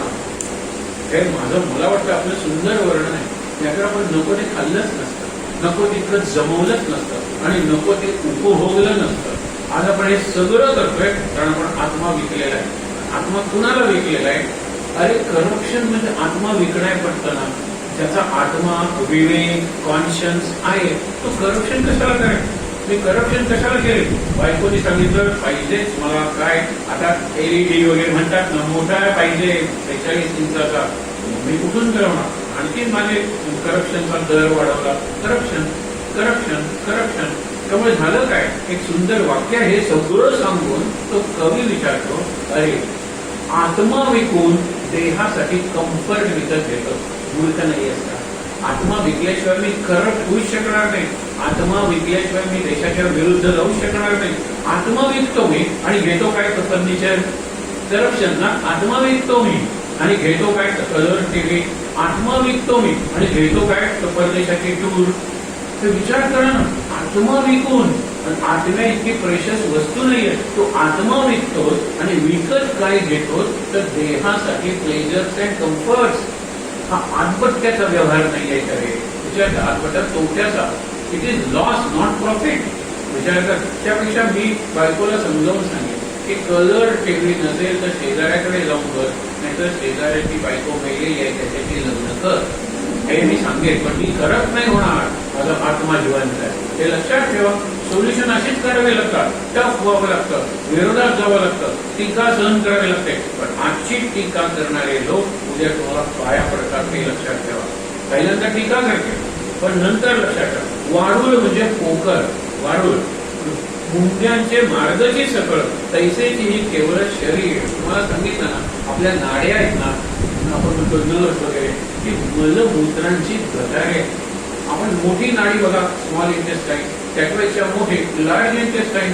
लार्ज मी जो मल विसर्जन करतो तो रात्रभर माझ्या आतड्यात असतो ना, आणि पुढे वय झाल्यानंतर सगळा मल बाहेरही पडत नाही, आतच राहतो. ते काय आहे? तुंबलेलं गटार आहे. म्हणजे ही गटारं आहेत त्यांनी सांगितलेलं आहे. मोऱ्या आहेत, बाथरूम ज्यातून पाणी वाहत जातं. विचार करा तुम्ही, शुद्ध रक्त वाहत आहे, त्या आपण म्हणतो आर्टरी वगैरे त्या हेल्दी आहे. पण बाकीचे एकीकडून घाम, एकीकडून युरिन, एकीकडून मल, हे सगळंच विशेष आहे. हे सगळं शरीरात असतं. हे शरीर आतून किती घाण असेल सांगा बरं. म्हणून समर्थ चिडून एके ठिकाणी म्हणतात की या पृथ्वीवर सगळ्यात घाण वास जर कशाला येत असेल तर ते चर्मकाराचं चर्मकुंड. चर्मकार म्हणजे सांभार. तो काय कातडी आणतो मेलेल्या जनावरांची आणि ती कुजवत घालतो पाण्यात. आधी कुजलेल्या पदार्थाला वाईट वास असतो, आता ही मेलेल्या जनावरांची कातडी ऍज इट इज वाईट वास असतो. आणि ती कुजवत घातलेली आहे ज्या भांड्यात, त्या भांड्याला अत्यंत घाण वास असतो. पण सकाळी उठलेल्या माणसाच्या तोंडाला, आता आपण रात्री हे करून झोपतो म्हणून, पण जर नसेल त्याच्यापेक्षा घाण वास. चर्मकुंड बरोबर, हे तुंड नको, तुंड भयंकर भयंकर तुंड आहे. आपल्याला कळत नाही, कारण आपण स्वप्नात सुद्धा आणखीन एकदा झालं असतो. आपल्याला कॉन्शियस पडायचे डास पडतातच, पूल बांधायचे म्हणजे ब्रिज वगैरे काय सगळं सगळं कॅनल, हे सगळे शब्द इरिगेशन म्हणजे दाताला मला कळत नाही. परवा एक चित्र बघितलं, मला ते खूप आवडलं. आपण विषयाकडे बोलला की जाते घरघर करत कसला बर्गर तुम्ही ह्युमन टीथ काढते आणि तिची मैत्री धावत येते, अगं तुझा ब्रिज बर्गर मध्ये घुसला तो म्हणतो आय नेव्हर सॉ धिस आणि it is on the upper surface. आत कसा जाईल तो ब्रिज? त्यांनी ब्रिजचा लचका त्या बर्गरचा मारला, ब्रिज जो केलेला होता ते 3-4 लाख बर्गर मध्ये घुसले आणि धावते त्याच्याकडे. मैत्रीण म्हणते माझ्या लक्षात आलं इथे मला पोकळी दिसली म्हणून माझ्या लक्षात आलं. ते असं आहे, असं सगळं चाललेलं तरी मी ते खाणं सोडणार नाही. बघा विचार करूया. म्हणून आता पुढे बघा, आता हे सगळं सांगितलेलं वर्णन इथे. शरीर नाडीचा खेटा म्हणजे कोणता? नाडीमध्ये पोकळ वाटा, लहान थोर सगळा घाटल्या नाडी. प्राणी अन्नोदक घेतो, त्याचा अन्नरस होतो, त्याचा वायू प्रवट होतो श्वासोच्छ्वासे. श्वास बंद पडला की अन्न आहे तिथे राहतात. मागे तुम्हाला सांगितलं की एवढा श्रीमंत मायकेल जॅक्सन ज्यावेळेला त्याचं पोस्टमॉर्टम केलं त्यावेळेला त्याच्या आतड्यात फक्त एवढा लगदा होता, पण कशाचा? त्यांनी खाल्लेल्या औषधाच्या गोळ्यांचा. अन्न सुद्धा काय श्रीमंती आहे सांगावं. परत दुसरं तुम्हाला सांगितलं त्याचं प्लास्टिक सर्जरीचं नाक होतं, ते म्हणून बसवायचं असतं, ते सापडेल ऐन वेळेला म्हणून नाकाशिवाय त्याला फुटलं. वेळच नाक होतं, सुंदर चाफेगडी सारखं नाक, ती कुरळे केस, ते सगळं ब्रीज, हे सगळं खोटं होतं. बघा तुम्ही एवढा श्रीमंत, म्हणून म्हणतात की विचार करूया, मी खातोय त्या साधं खाईन पण सात्विक खाईन. पुढे प्राणी अन्नरस घेतो, त्याचा अन्नरस होतो, त्याचा वायू प्रवर्ततो, अन्नरस पुढे पुढे नेतो, श्वासोच्छ्वास पुढे. नाडी द्वारा धावे जीवन, जीवनामध्ये खेळले पवन, त्या पवनासारखा जाणं आत्माही विपरे. म्हणजे पाणी असतं, पवन म्हणजे वारा. सकाळी बघितलं ना, पंचमहाभूत आपल्या हातच आहे, पण काम करतो तो आतला आत्मा. आत्मा सगळं काम करतो. आत्मा अभ्यास करतो, चांगले पेपर देतो. आत्मा अभ्यास करत नाही, कॉपी करतो. आत्मा हे लक्षात ठेवा. आत्मा जर त्याचा विवेक करत असेल तर तो कॉपी करणार नाही. मी नापास होईल, शाळेतून काढलं तरी चालेल, पण मी कॉपी करणार नाही. अशी मंडळी असतात, हे लक्षात ठेवा. तुळशीने शोकले शरीर, शोकले म्हणजे सोकले. घसा सुकला म्हणतो ना आपण, तसा तुळशा म्हणजे तहान, तहानेने घसा सुकलेला आहे. आत्म्याचं कळे हा विचार, मग उठवून शरीर चालवी उदकाकडे. आता एक तुम्हाला पटेल, आपण पूर्वी एक वाक्य म्हणलो तर स्वतःशी बोलल्याशिवाय आपण कोणतीही कृती करू शकत नाही. मग स्वतःशी बोलणं पण सुधारूया की. आता आपण मनात त्या मनात म्हणतो, चला उठूया, जेवायला जाऊया, चला पूजा करूया, चला अंघोळ करूया. लहान मुलं असताना आपण म्हणतो की नाही, चला अंघोळ करूया. हे मी स्वतःलाही सांगत असतो. कुठलीही गोष्ट स्वतःशी बोलल्याशिवाय करता येत नाही. कोण बोलतो? आत्मा बोलतो. अरे उठा, किती झोपतोय हे सांगितले पुढे. गमत बघा. तुळशीने शोकले शरीर, आत्म्यास करे हा विचार, मग उठवून शरीर चालवी उदकाकडे, पाण्याकडे गेलं. क्षुदेने लागले ऐसे, क्षुधा भूक लागली, मग देहाला उठवितो, उठा आता. आजच्या वाच्या बोलतो. भूक लागल्यानंतर माणूस जनावर होतो. आपण म्हणतो मला आवडतं, आपल्याकडे काय म्हणतो, पोटात कावळे खोकलायला लागले. हिंदीवाले जोरात आहेत, चूहे दौडने लगे. पाश्चात्य लोक there is a wolf in my stomach. त्यांची भूक भयंकर आहे ना. शेवटी जनावरच आहे की. कावळे पक्षी आहे, हे चूहे जनावर आहे, आणि लांडगा हा आणखीन जनावर आहे. माझ्या पोटात लांडगा आहे, कळत नाही का? त्यावेळेला तो वाटेल तसा बोलायला लागला की आई म्हणते त्याला आधी जेवायला बसवा, 2 तास गेले की शांत होईल. आता तो देवसाऱ्यासारखा वाटतोय. आजच्या वाच्या बोले की भूक लागली, कळत नाही का? तुमचं पोट माझं पोट आहे का? असतं तर बरं झालं असतं. एक मुलगा तुमच्या पोटी जन्माला असता. एक संवाद. त्यामुळे जेवण आणखीन उशिरा. मला इतक्या कुटुंबांचे अनुभव आहेत, इतके संवाद लिहावेही लागणार नाही. सिरियलच्या एपिसोड लिहिता येते. गंमत बघा. कळत नाही का तुला? माझं पोट, मला भूक लागली, तुमचं पोट माझं पोट आहे. सगळं सुरुवात आहे. आजच्या वाच्या बोले. भूक झाल्यानंतर म्हणतात ना, बुभुक्षितः किम न करोति पापम. कोणतं पाप करणार नाही सांगा. आता पुढे बघा. क्षुधा लागत आहे म्हणतो, मुलं देहाला उठवितो, आजच्या वाच्या बोलवितो. त्याची कोण बोलवितो? आत्मा बोलवतो. आत्मा आजच्या वाच्या बोलवतो. त्याशिवाय तुला जेवण लवकर मिळणार नाही, हे लक्षात ठेवा. ते झाल्यानंतर बायका, आता म्हणजे बायकांमध्ये जीवात्मा म्हणे झाले. आता हा म्हणतो भूक लागलेली आहे, ती म्हणते झालं जेवण. बायकातला आत्मा म्हणतो. नंतर म्हणतो सोहळं नेसून या. आत्मा म्हणतो हा सोहळं नेसून आला. बघा, हे सगळं वर्णन केलेलं आहे. बायका तर म्हणे झाले, देह सोहळे करून आणले, म्हणजे सोहळे नेसून आणला. पायात भरून राखविले, तातडी भरून चालविले. आता भरभर चालायला लागला. जेवायला भूक लागली ना, सोहळं नेसल्याशिवाय नाही. आता झालंच आहे, आत्ता झालं 2 मिनिटात झालं. पण बायकांचे 2 मिनिटे 20 मिनिटं असतात. पुरुषांचे 200 असू शकतात ना. लगेच तुटून पडू नका माझ्या. पण मी खरंच सांगतो, हे जे झालं म्हटलं तर झालेलं नसतं. मग हा पुन्हा चिडतो. त्याच्यानंतर आता जेवायला बसला. काय सुंदर वर्णन आहे बघा. मग पात्रावरही बसले. पात्र म्हणजे आपण म्हणतो ना, ताट आहे ना, त्याला पात्र म्हणतात. आता ताटावर तो बसला. नेत्री भरून पात्र पाहिले. आत्म्यानं, आत्मा आतून डोळ्याने बघतो. हा काय केलंय, हा माझ्या ऑफिसची भाजी आहे, हा सुंदर. किंवा काय केलंय. आत्मा स्वागत करतो, आत्मा निषेध करतो. तो तुमच्या तोंडातून बाहेर पडतो. फक्त आपल्या आत्म्याला जाणा, त्याला शांत करा. त्याच्यासाठी मेडिटेशन सांगितलं. अगदी लक्षात घ्या. म्हणून पात्रावरी बैसविले. कुणी आत्म्याने मला पात्रावरी बैसविले. आत्मा नाही बसला. आत्मा कसा बसेल? तो अमूर्त आहे ना. मला बसवलं. पुढे काय केलं, नेत्री भरून पात्र पाहिले, हाता कर्वे आरंभिले आपोषण. आपोषण म्हणजे ते सोडतात ना सुरुवातीला आणि नंतर ते चित्रावरी काढून ठेवतात, ते सगळं केलं. हाता कर्वे घास उचलली, आत्मा हाता करून घास मुखी जाऊन मुखी पसरवली. घास आहे तो तोंडात म्हणजे तोंड पसरवायला नको का, पण तोंड कोण आत्मा पसरवतो. आत्माने हातात तुम्हाला घास घ्यायला सांगितलेला आहे.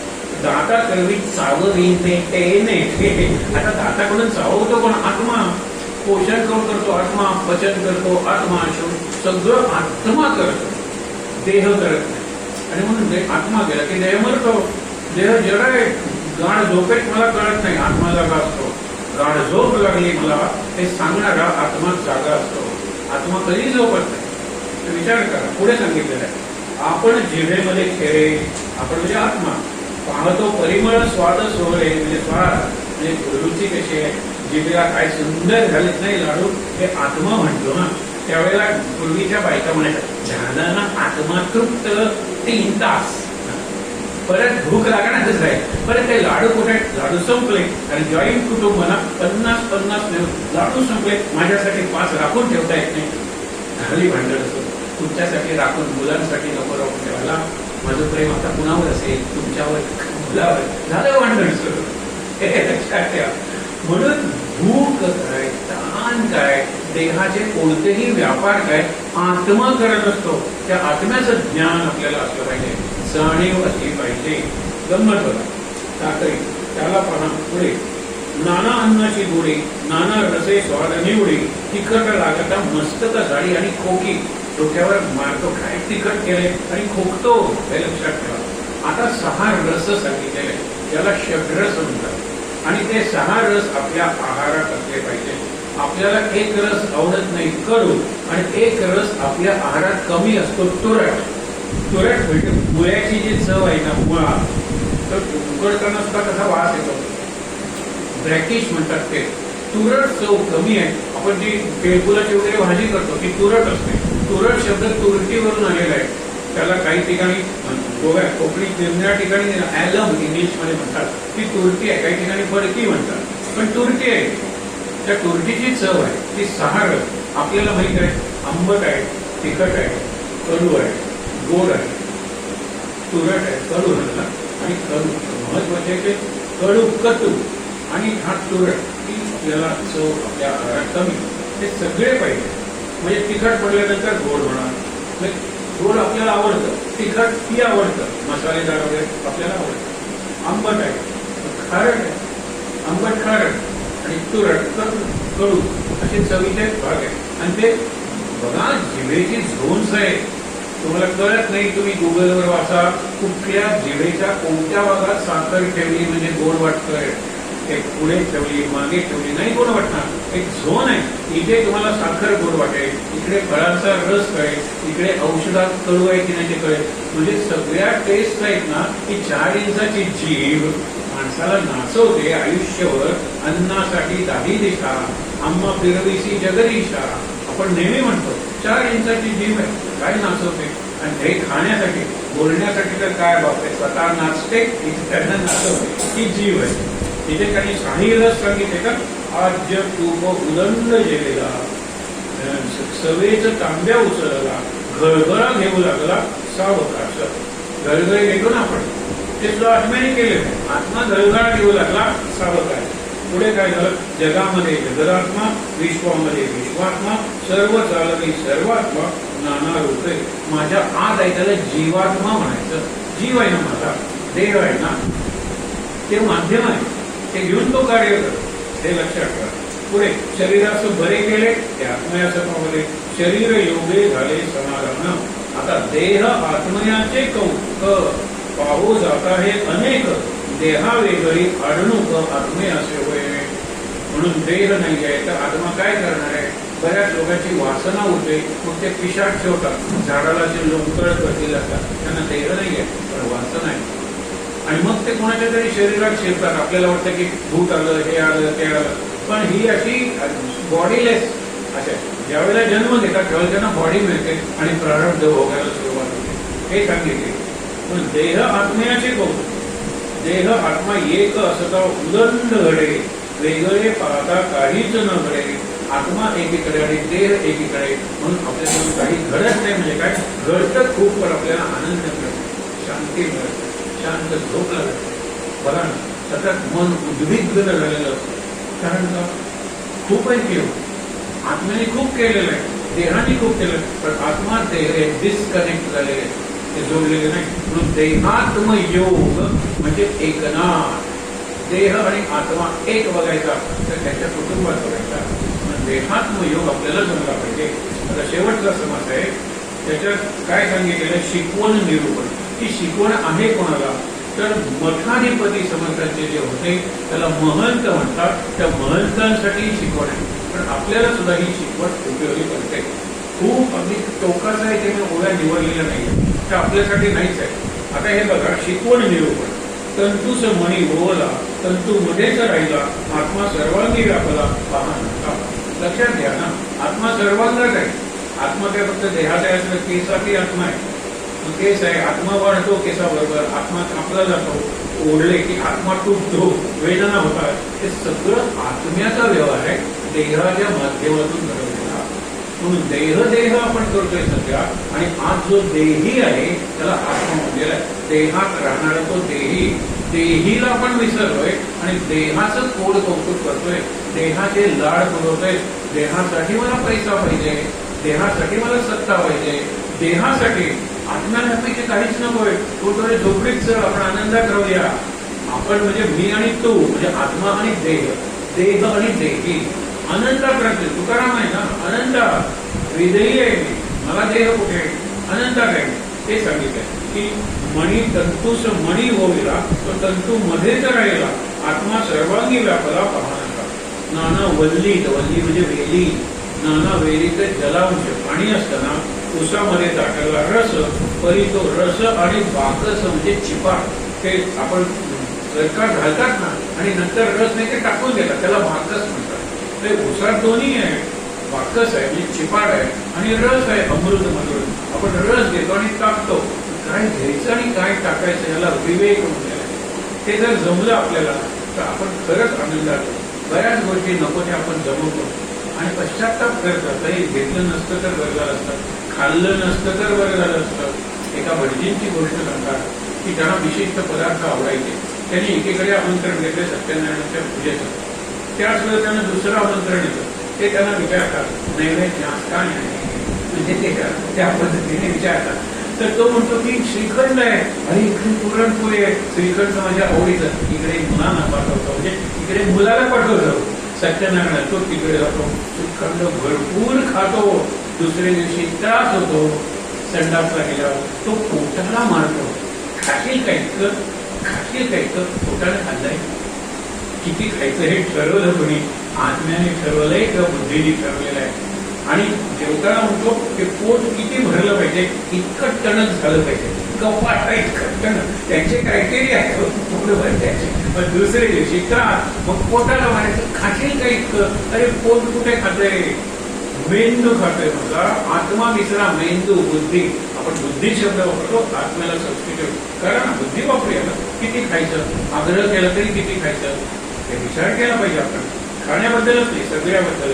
पुढे काय सांगितलं, देह आत्मा आणि देही आत्मा, देह अनात्मा. सांगितलं ना, देह म्हणजे शरीर ते अनात्मा आहे, ते मरणार आहे, पण देही जो आहे देहात आत्मा तो अमर आहे.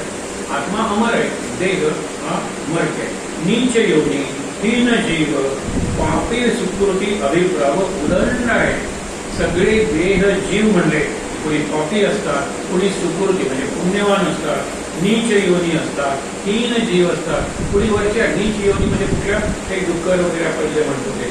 दुसऱ्या योनी असतात, जनावरांच्या योनी असतात. माणसाच्या सारखी योनी जन्माला येऊन जनावरासारखं वागतो, त्याचं संतान वाईट वाटतं. माणसासारखा माणूस आणि जनावरासारखा वागतो. आपण भावाशी कसे वागतो, आई वडिलांशी कसे वागतो, तरच तुम्हाला म्हणतो जनावरापेक्षा वाईट वागतो. कारण जनावर हे हिंस्र असतं, क्रूर नसतं. क्रूर माणूस बनतो. क्रूर म्हणजे त्याला हेतू आला, या सिंहाने त्या सिंहाला फाडून खाल्लं, हा सिंह फिअर्स आहे, फिअर्स म्हणतो, हिंस्र आहे, भयंकर आहे, क्रूर नाही आहे. औरंगजेब वगैरे क्रूर होते. काय संभाजीचे हाल केले त्यांनी, बघा ना तुम्ही, माणूस क्रूर असतो, माणूस उदार असतो, माणूस दयाळू असतो, माणूस कठोर असतो, माणूस कंजूस असतो, माणूस दानशूर असतो, माणूस साधू असतो, माणूस सैतान असतो. माणसाला स्वातंत्र्य आहे, पशूंना वगैरे स्वातंत्र्यच नाही आहे, नाही ना, हे लक्षात ठेवा. आता पुढे गंमत आहे. देवदानव मानव नीच योनी हीन जीव पापी सुकृती अभिप्राव उदंड आहे. साखर माती पृथ्वी होय.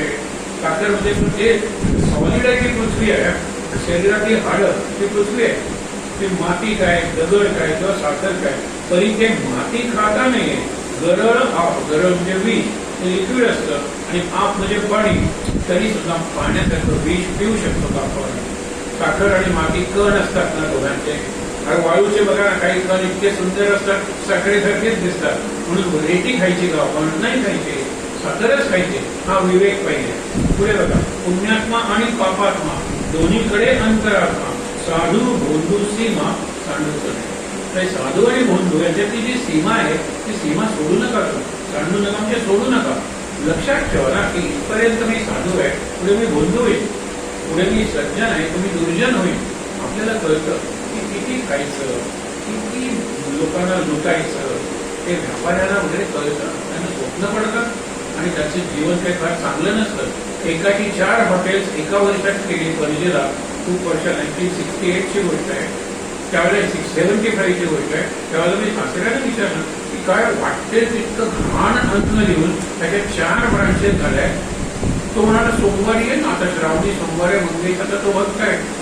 गेल्यानंतर त्यांनी एवढे जोरात पोले पोळत म्हणतो ना, इतक्या जोरात पोवाडी मारल्या, इतकं नाक घासलं की पुजाऱ्याला सांगितलं नाकातून रक्ते नाही म्हणाले. दर सोमवारी जास्त करतात, कारण मंगळवारपासून रविवारपर्यंत पाप करायला रिकाम हे लक्षात घ्या. काय काय त्यांची सांगत नाही मी तुम्हाला, इतक्या प्रकाराने फसवणूक करायचे. मंगेशाला आल्यानंतर ते म्हणाले हे नाटक वाटेल. त्यांना 2 मुलं आहेत, एक मुलगी आहे, ती ठाडवेडी आहे, आणि मुलगा अत्यंत व्यसनी ड्रग ऍडिक्ट आहे. ते नाक घासतात ते मुलांसाठी. काय मिळवलं 4 ब्रांचेस काढून, इतका पैसा मिळवून काय मिळवलं? कारण मी आत्मा विकून श्रीमंत झालेला आहे. आत्मा विकू नका. आत्मा म्हणजे विवेक, आत्मा म्हणजे बुद्धी. समजण्यासाठी सांगतोय, बुद्धी कशाला गहाण ठेवायची? अप्रियानं सांगली. पुढे बघा, सोपं आहे आता की मनुष्य आणि गधडे हे आडवं, राजहंस आणि कोंबडे, राजे आणि माकडे एक कैसे सांगा नाही ना. भागीरथीचे जळ आप आणि मोरी समटणी म्हणजे सांडपाणी तेही आप. पुष्टिळ उदक अल्प सेव वेगा, गटारातून वाटत तेही पाणीच आहे. आपो नारायण, बरोबर. ते कुणासाठी? गजानन महाराजांसाठी. ते घाण पाणी पितात आणि म्हणतात अरे तू घाण भर भरून, आणि बघतो तर स्फटिकासारखंच स्वच्छ आहे. जिथे जिथे घाण पाणी आहे तिथे तिथे तो गडू गेलेला आहे, तो लावल्याबरोबर ते पाणी स्फटिकासारखं स्वच्छ आहे.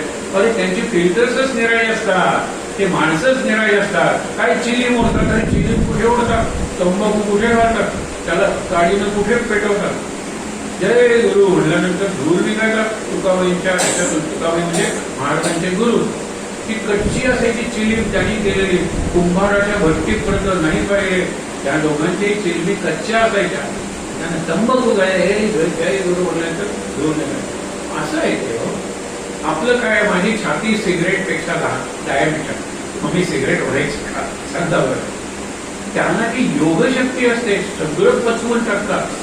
म्हणून त्यांनी केलं ते तुम्ही करू नका. त्यांनी सांगितलं त्याप्रमाणे का महाराजांनी अनेक ठिकाणी सांगितलंय की योगी वागतात तसं वागू नका.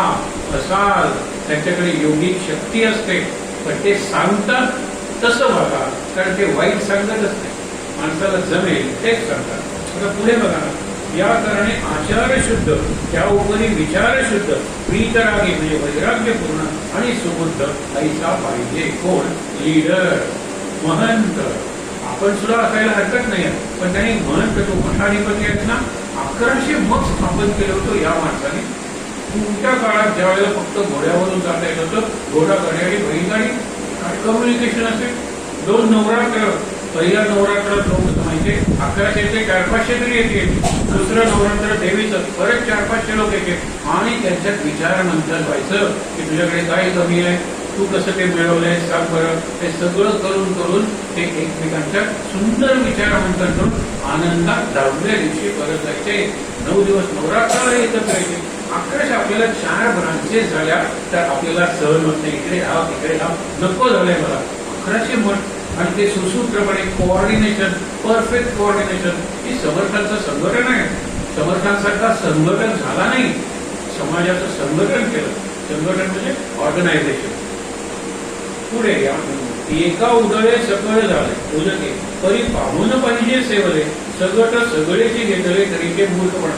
हे गटाराचं पाणी तुम्ही जर उसाला घातलं तर उसात गोड साखर तयार होते, बरोबर.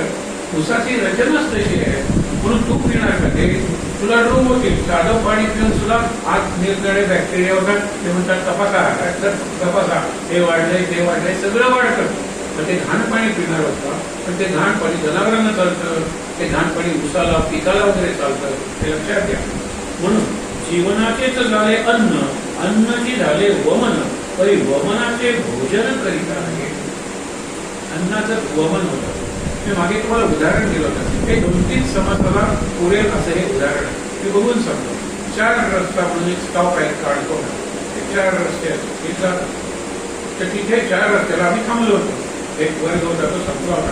शेजारी मल्लिकार्जुन शाळा आहे, ते झालं. आल्यानंतर एक बस आली कारवारला जाणारी, आणि ते एका बाईकनी लोक खिडकीच्या बाहेर काढलं आणि ती कोकली. ती मडगावला जेवली होती, तो घाट लागला, आपण म्हणतो ना करमलचा घाट, तो लागल्याबरोबर तिला ते सहजलं नाही, ढवळलं, ते अन्न पचलं नाही, कोकली. गाडी आम्ही ती केलं, गाडी निघून गेली. अक्षरशः 15-20 कावळे आले आणि कण वेचून खाल्लं की काय. म्हणजे हिचं वमन ते कावळ्यांचं भोजन. मग मी हे म्हणलं, विचार करा या वाक्यावर, की तिने आपलं पोट कावळ्यांसाठी टिफिन कॅरियर म्हणून वापरलं. सुंदर टिफिन आणला. मग माझं पोट हे कुणासाठी आहे, कुणासाठी हे अन्न मी सेवणार, ते कुणासाठी हे अन्न खातो, ते कुणासाठी श्वास घेतो, दुसऱ्यासाठी अवघड वाटतं, महाराजांसाठी. हे सोपं वाटतं ना, मी महाराजांसाठी जगतो, मी महाराजांसाठी बोलतो, मी महाराजांसाठी खातो, सगळं महाराजांसाठी करतो. तो भाव मात्र मनात असला पाहिजे. आता पुढे बघा, थोडंच राहिले. जीवनाचे झाले अन्न, अन्नचे झाले वमन म्हणजे ओकारी, परी वमनाचे भोजन करिता नाही.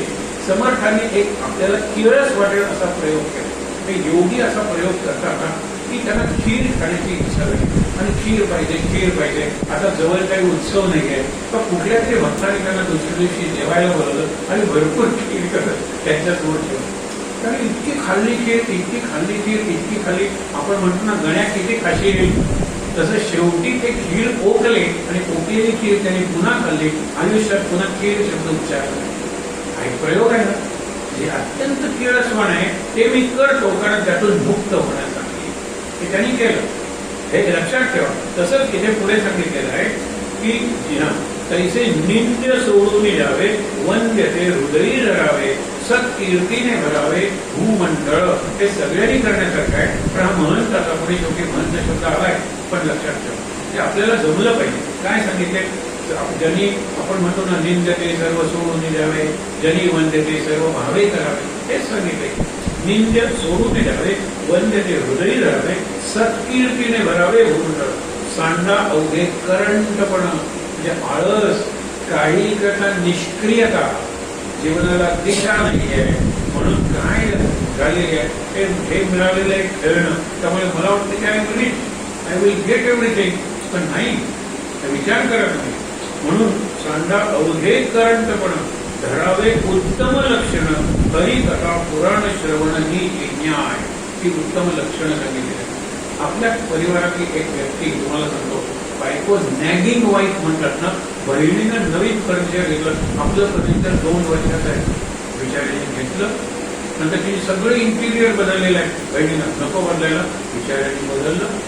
कार आपली कसली ती घाणेरडी आहे, ड्रेसा किंवा काठ घेतली, काठ पैसा कुठून आला, रमी. मित्राने सांगितलं, बायको त्रास देते, घरी जावंसं वाटत नाही. एक तुला सांगतो उपाय, पैसा मिळवायचा ना, रमी काय, भरपूर पैसा मिळवला, त्यातून ही गाडी आली, त्यातून इंटिरियर झालं, त्यातून नवीन फर्निचर आलं, नंतर फसायला लागला आणि लाखो रुपयाचं कर्ज झालं.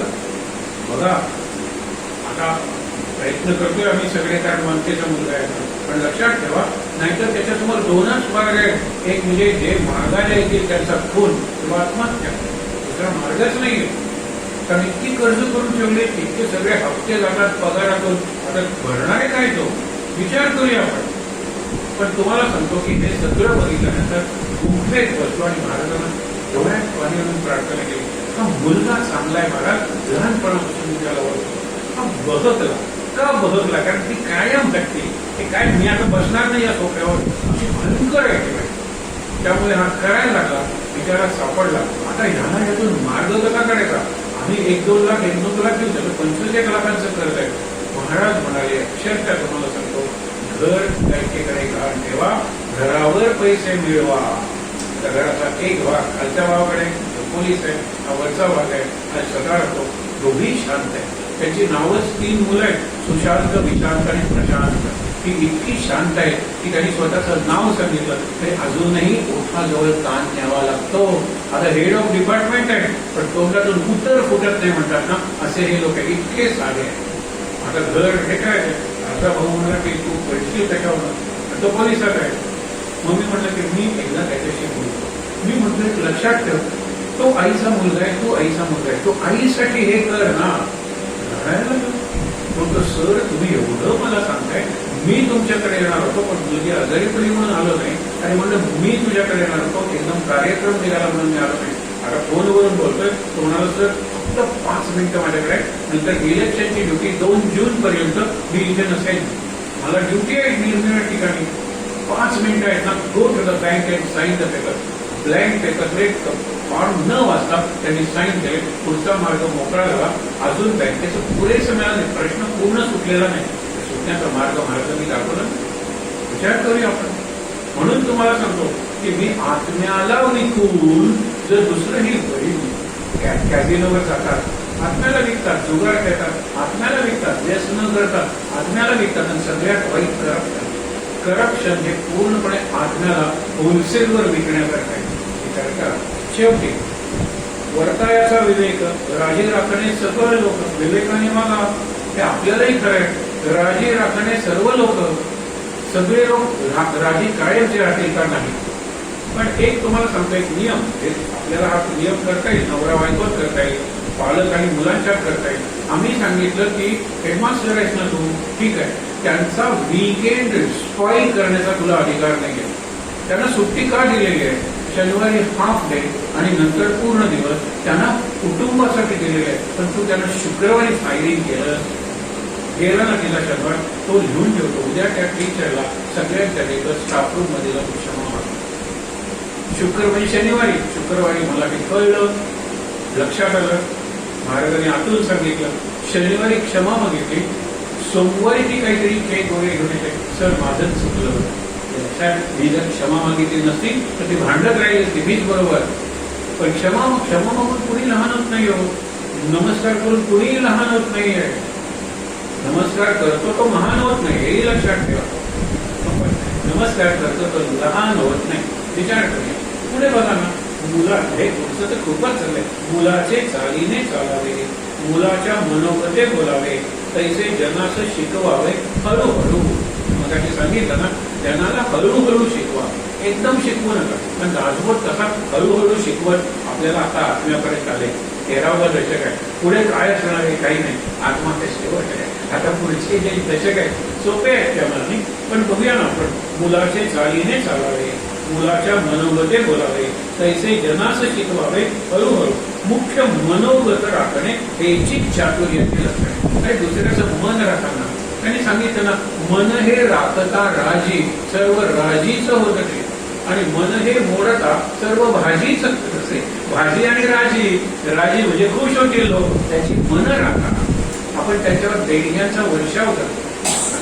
मुलगा विचारतो ना, आणि तुम्ही मोठे ऍडव्होकेट आहात, तुमचा कसं नाही, दिवसाला किती मिळतात, तुम्ही किती तास काम करता, म्हणजे एका तासाला तुम्हाला 200 रुपये मिळतात, बरोबर.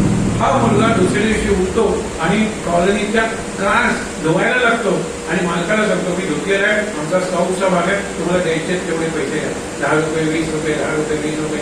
नंतर अनेक आजीची कामं करतो की म्हणते बाळा 1 रुपया उरलाय तर खूप आहे. असं करत 2 महिन्यांनी तो वाढदिवस असतो. त्या वाढदिवसाला वडिलांच्या उशीखाली एक नोट ठेवतो. बाबा नोट आणि पाकिट ठेवलंय, याच्यात 400 रुपये, उद्याचे 2 तास तुमचे मी विकत घेतलेले आहे, माझा वाढदिवस आहे. बघा अशी परिस्थिती आहे. मी विकत घेतले तुमचे तास, आता तरी कुठे जाणार तुम्ही? 400 रुपये ठेवले, वाढदिवसाला हजर करावं लागतं. किती उदाहरणं तुम्हाला सांगू. म्हणून मुलांचं मनोगत राखा. मग मुलगाच म्हणेल बाबा या वेळेला नाही वाढदिवस केला तरी चालेल, मला माहित आहे आईच्या ऑपरेशनला वगैरे भरपूर खर्च झाले, मीच जरा या म्हणजे वाढदिवस वगैरे काय नाही. मुलगा म्हणणार का नाही? आई जिवंत आहे, आईने मला जन्म दिला, मी जिवंत आहे, वाढदिवस का नाही करायला? तुम्ही तर त्याला तोच म्हणेल की वाढदिवस नको करायला हवा. एरवी काय त्याचा हट्ट असतो. ही जी हट्ट करणारी मुलं आहे त्यांचं मन थोडंसं वळलं, मनोगत त्यांचं मन जर जिंकलं तर ती खूप चांगली असतात. आम्ही वडिलांना सांगायचो की जे क्रेज आहे ना तो केक बेकरीमध्ये मिळतो, पण तुम्ही एक राऊंड केक आणा बरोबर, लहान असला तरी चालेल. स्पायडरमॅनचा केक आणला 800 रुपयाचा, तर स्पायडरमॅनला मी कापणार नाही. केक कट कसं करू, ही स्पायडरमॅन, मुलगा एवढा आयडेंटिफाय झाला म्हणून राऊंड केक आणा. सगळ्यात गंमत झाली होती ज्यावेळेला मारुती सुझुकी आली ना 800, त्यावेळेला त्याचे केक केले होते. मुलगा म्हणाला मी टायर सुद्धा कापणार नाही. त्यांनी तो केक कापायला नकार दिला. बापाला जाऊन धावत शेजारच्या बेकरीला म्हणून म्हटलं ऑलवेज बाय अ राऊंड केक, की ज्याला आकार नाही तो कापायला तयार येतो. पण त्यांनी जो ड्रीम केक मागवलाय तो कापायला तयार, आणि नंतर म्हणतो काही हरकत नाही कापेल, कारण शेवटी केकच आहे ना, दुसऱ्या दिवशी कापेल. स्पायडरमॅन, ही मॅन, सुपरमॅन सगळे केक मिळतात बाजारात. नवीन काही आला ना, एखादा हिरो आला ना की त्याचा केक तयार. म्हणून ते पुढे शेवटी वेड्याच वेडे म्हणून नाही, शहाणा असतात ते किती बरं झालं असतं असं म्हणा ना. वेडे नाही, तुम्ही शहाणे असतात तर खूप बरं झालं असतं. नाही तर त्यालाच विचारा. तुम्हाला हो बरोबर आहे, नाही शहाणा असतं किती बरं असतं असं शिक्षकही म्हणतात. मूर्ख आहेस तू, वेडा आहेस तू असं म्हणू ना. वेड्याच वेडे म्हणू नका. वर्म म्हणजे त्याचा जो वीक पॉइंट आहे तो काढू नका. आणि आपण वर्म मुलाचं काढतोच काढतो. जेवायला बसलेले आहेत, 2 पाहुणे आलेले आहेत, अरे गणितात किती मार्क्स पडले? बाबा त्याला वाटतं की भाजी आहे म्हणजे बाबालाच खावं, भेजा फ्राय, बाबा भेजा खाऊन द्यावा. कारण काय ही वेळ आहे का विचारायची? आणि नेहमी म्हणते की तुम्ही नेहमी वाईट सवय आहे की जेवायला बसला की असं काहीतरी विचारता. त्यावेळेला म्हणतो तुझ्या मुलाला, आता तुझा मुलगा वाईट सवय कधी माझ्या समोर येतो संपूर्ण दिवसात, मी बोलणार केव्हा? फक्त जेवताना एकत्र असतो आणि ते सुद्धा रात्री.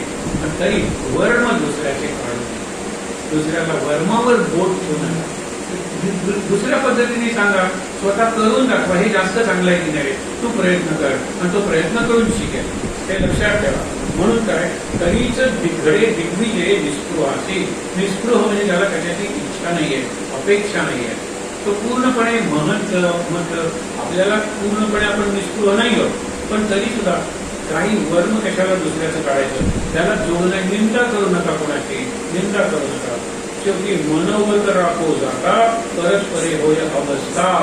एक रूप होतात मध राखायला गेल्यानंतर देह नाही राखता येणार. ते हस्तान मिळून तुम्ही केलं आणि सोडलाच नाही का, एक 5 मिनिटांनी तो म्हणजे सोड, माझं रक्त साखळलेलं आहे, काढावं लागतं. पण मन एकरूप झाली तर सुंदर अवस्था निर्माण होते, एकरूपतेचा आनंद. म्हणून व्यक्तीची मन एकरूप झाली पाहिजे. देह कधीही कायमचे एकरूप होणार नाही. म्हणून देहाच्या पातळीवरची भक्ती कायम करता येणार नाही. नाम हे श्रीराम जय राम जय जय राम देहाच्या पातळीवर आहे, देहाच्या पातळीवर आहे. मनाच्या पातळीवर गेलं, बुद्धीच्या पातळीवर गेलं, मी नाम घेतोय तुम्हाला कुठे कळतंय? म्हणून लक्षात ठेवा, देहाचा उपयोग करून देहाची सुख दुःख भोगूया, पण खरं देहाचं जे सुख आहे, शांती, आनंद आहे, तो देहाच्या पलीकडे आहे. आपण आता त्याला आत्मा शब्द वापरते म्हणून, पण मनबुद्धी ही देहाच्या पलीकडे आहे. मनोगत राखो जाता परस्परे होय अवस्था. मनोगत तोरिता व्यवस्था बरी नाही. मनोगत तोडल्यानंतर आणि शेवटी या कारणे मनोगत राखील तो मुका महंत. महंत म्हणजे मठाचा राजा. मी तुम्हाला सांगितलं, मी माझा राजा का नको व्हायला. I should be the sovereign king of my self. म्हणजे माझं नियंत्रण आहे. नाही खाणार म्हणजे नाही खाणार, नाही करणार म्हणजे नाही करणार. सोडलं या क्षणापासून आम्ही स्वामी आहे माझा, मी माझा महंत आहे, मी माझा हा जो देहाचा मठ आहे ना त्याचा मठाधीश आहे, हे लक्षात घेऊया आपण. आणि म्हणून सांगितले या कारणे मनोगत राखेल तो मोठा महंत, मनोगत राखता समस्त ओढोनी येते, तुमच्याकडे आकर्षित होतात मनोगत राखलं तर. आणि बघा, जी सून मन राखणारी असते तिच्याकडे शेजारच्या सुद्धा मुली येतात. एक मला जर सल्ला पाहिजे, आणि जी मन मोडणारी असते ती घरात सुद्धा कोणाला नकोशी असते, हे आपल्याला दिसतं नाही. म्हणून मनोगत राखा, दुसऱ्याचं मन राखूया. मन मोडणं, पण आपण मन मोडतो, शरीर मोडत नाही. मी माझ्या मुलीला हात कधी लावला नाही असं ज्यावेळेला बाप म्हणतो त्यावेळेला मुलीला ओरडून सांगायचं असतं, वधोपरी माझं मन मात्र तुम्ही मोडत होता. पहिल्यांदा कशाला मुलगी म्हणून जन्माला झाली नसतीस तर बरं लागतं, जन्मल्यावर मेली असतीस तर बरं. ते तुम्ही मारत नव्हतात मला, मला काठीनं नाही मारलं तुम्ही, माझं मन मोडत होता. आणि महाराज म्हणतात एक वेळ काठीनं मारा, हात मोडला तर 1.5 महिन्यात प्लास्टर घालून बरा होईल, पण मन जर मोडलं आयुष्यभर लक्षात, आयुष्यभर.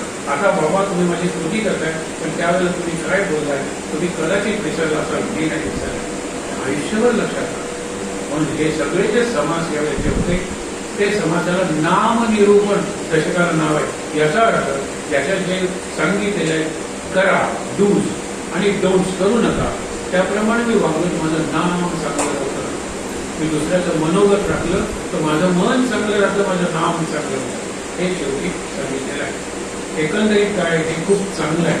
पुढचा 22 आणि 23 तिसरा शनिवार रविवार जून महिन्याचा, आणि रविवारी आपण सकाळी काकड आरती आणि ध्यान करणार. मुद्दामून या, खूप बरं वाटतं, तो अनुभवच निराळा असतो. We set a different tone for Sunday. Sunday म्हणजे आपण जे आजचा दिवस आहे, सकाळी केलेला दिवस खूप चांगला सुरू झाला, खूप चांगलं आपण आज काही मिळवलेलं आहे, ऐकलेलं आहे, सांगितलेलं आहे, विचार केलेला आहे, असं चांगलं होतं. म्हणून 22 आणि 23 तारीख आहे. मध्ये जर एखादा कार्यक्रम असेल तर तुम्हाला कळवलं जाईल. इथे चाललेल्या कार्यक्रमांबद्दल तुमच्या जर काही चांगल्या सूचना असतील तर तुम्ही जरूर करा. कुणाला मला करा, वामनला करा, संताला करा, कुणालाही करा, दे आर वेलकम. हे असं असतं तर बरं झालं असतं, एकमेकात म्हणून सांगा, पुढच्या वेळेला ते टाळता येईल. सहज आपलं प्रमाण खूप लहान आहे, त्यामुळे आपली मॅनपॉवर खूप आहे. तर मॅनपॉवर कशी करायची, एक आम्हाला विचार आलाय तो सांगतो आणि थांबतो. 11-12 तारखेला सेकंड सॅटर्डे आहे, वांत्याची उपासना आहे. त्या दिवशी एक कविता संग्रह प्रकाशित होणार होता, पण त्या बाईची अडचण आहे की मला प्रशस्त वाटत नाही मंदिरात वगैरे जाणं. दुसरा घेऊया शनिवारला 19-20 मी तुम्हाला आमंत्रण द्यायचं आहे. ते जे सगळे म्हणाले आमचे 50-60 लोक आहेत गोव्यात आणि सिंधुदुर्गात, त्यांना मी आमंत्रण दिलेलं आहे. त्यासाठी आपल्या मित्राकडून त्यांनी वांतेचा एक व्हिडिओ केला जो आपल्यापैकी अनेकांना पाठवलेला आहे. व्हिडिओ फार चांगला नाहीये, पण आता म्हणलं तू यजमान आहेस ना, कमलेश बांदेकर त्यांचं नाव, चांगले वैद्य आहेत ते. म्हणलं तू एक अपील कर की आपण जमणार आहोत ते स्पिरिच्युअल उपासनेसाठी जमणार, कर्मवृत्तीसाठी नाही. इथे विविध गुणदर्शनाचा कार्यक्रम नसेल, इथे सांस्कृतिक कार्यक्रम नसेल. 4 वाजता येणार आणि 2 वाजता जाणार, म्हणजे आपण 22 तास इथे असणार. ते जास्तीत जास्त मनाला आनंद मिळेल आणि तो आनंद कसा टिकेल यासाठी आहे. यातून एक कल्पना सुचली की हे बांदेकर कुटुंबाने हा शनिवार रविवार आता दुसरा घेतला, पण त्यांना हाच करायचा होता, सेकंड सॅटर्डे साजरा करायचं ठरवलं. त्यांनी आपल्या सगळ्यांना बोलवलं. 50-60 त्यांचे लोक असतील, आपले 15-20 तरी असतील ना. 20 जणांना बोलवलं, 10 तरी येतील. पण त्यांना कळेल की या केंद्रात काय चाललेलं आहे, काही उपासना काय, ध्यानाचं महत्व काय, मौन म्हणजे काय, त्याचा किती आतून चांगला अनुभव येतो. हे करण्यासाठी आपले जर कुटुंबीय असतील तर सेकंड सॅटर्डेला त्या कुटुंबियांना फोन करून बोलवायचं. हा व्हिडिओ वाटल्यास पाठवा, तुम्ही स्वतःच्या अपीलचा 1 मिनिटाचा व्हिडिओ करा, तो त्यांच्यापर्यंत पोचवा आणि लाईफ टाईम एकदाच तुम्ही या. आम्ही नंतर सांगणार नाही, आता सांगितलं ना की तुम्ही जर मन राखली तर लोक ओढले जातील. हा शेवटचा शब्द आहे, ओढले जातील, तुमच्याकडे ओढले जातात. ते मन कशी राखायची, मन मुटाव, एकमेकांचे मतभेद ते कसे घालवायचे, यासाठी मार्गदर्शन असतात. आणि त्यांनी मला विषय दिलेला आहे. तो विषय असाच आहे की माझी दिनचर्या कशी असली पाहिजे. मी एक हिंदू आहे, मी एक चांगला माणूस आहे, मी एक चांगला प्रोफेशनल आहे, मला आणखीन चांगलं बनायचं आहे, तर दैनंदिन माझी दिनचर्या कशी असली पाहिजे जरी केलेला आहे विषय. आपण असा विषय निवडू शकतो. पण असं जर केलं ना तर वांटे केंद्राला एक नवीन ऊर्जा मिळेल. आला नाही तर वांटे केंद्र चालूच आहे गेली 30 वर्ष. पण ही एक नवीन कल्पना आहे आणि ते स्वतः करून आमच्या लक्षात आलेली आहे कल्पना. तेव्हा मीटिंग झाली तेव्हा म्हणून आपली चांगली कल्पना आहे. पण त्याच्या एक दोघांनी सांगितलं आम्ही आमच्या परिवाराला घेऊन येतो. आतापर्यंत परिवार काय घरातली माणसं येत नाही असा आपला अनुभव आहे. तर परिवार म्हणलं तर 15-20 माणसं घेऊन येऊया, काही हरकत नाही. सुंदर वातावरण निर्माण होईल, तिथे होईल, यांच्या मनात होईल आणि परत जातील त्यावेळेला त्यांच्या घरात होईल. लक्षात घ्या. आहे त्या ठिकाणी छान बसूया, डोळे भेटूया, शांत. श्लोक म्हणूया आणि शांतीपाठ. सदा सर्वदा योग तुझा करा, तुझे कारणी माझा परा.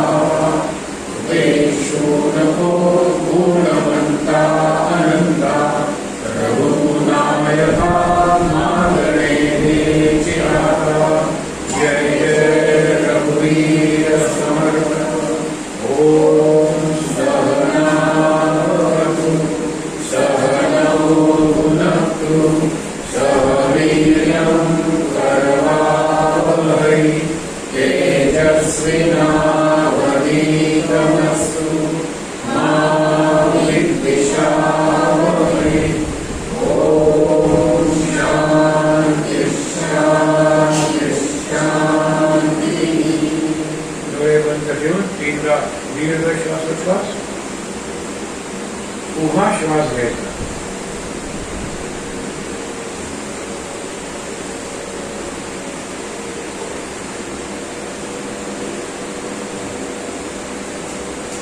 हातावर हात सोडूया आणि ते हात चेहऱ्यावर डोळ्यांवर सोडूया.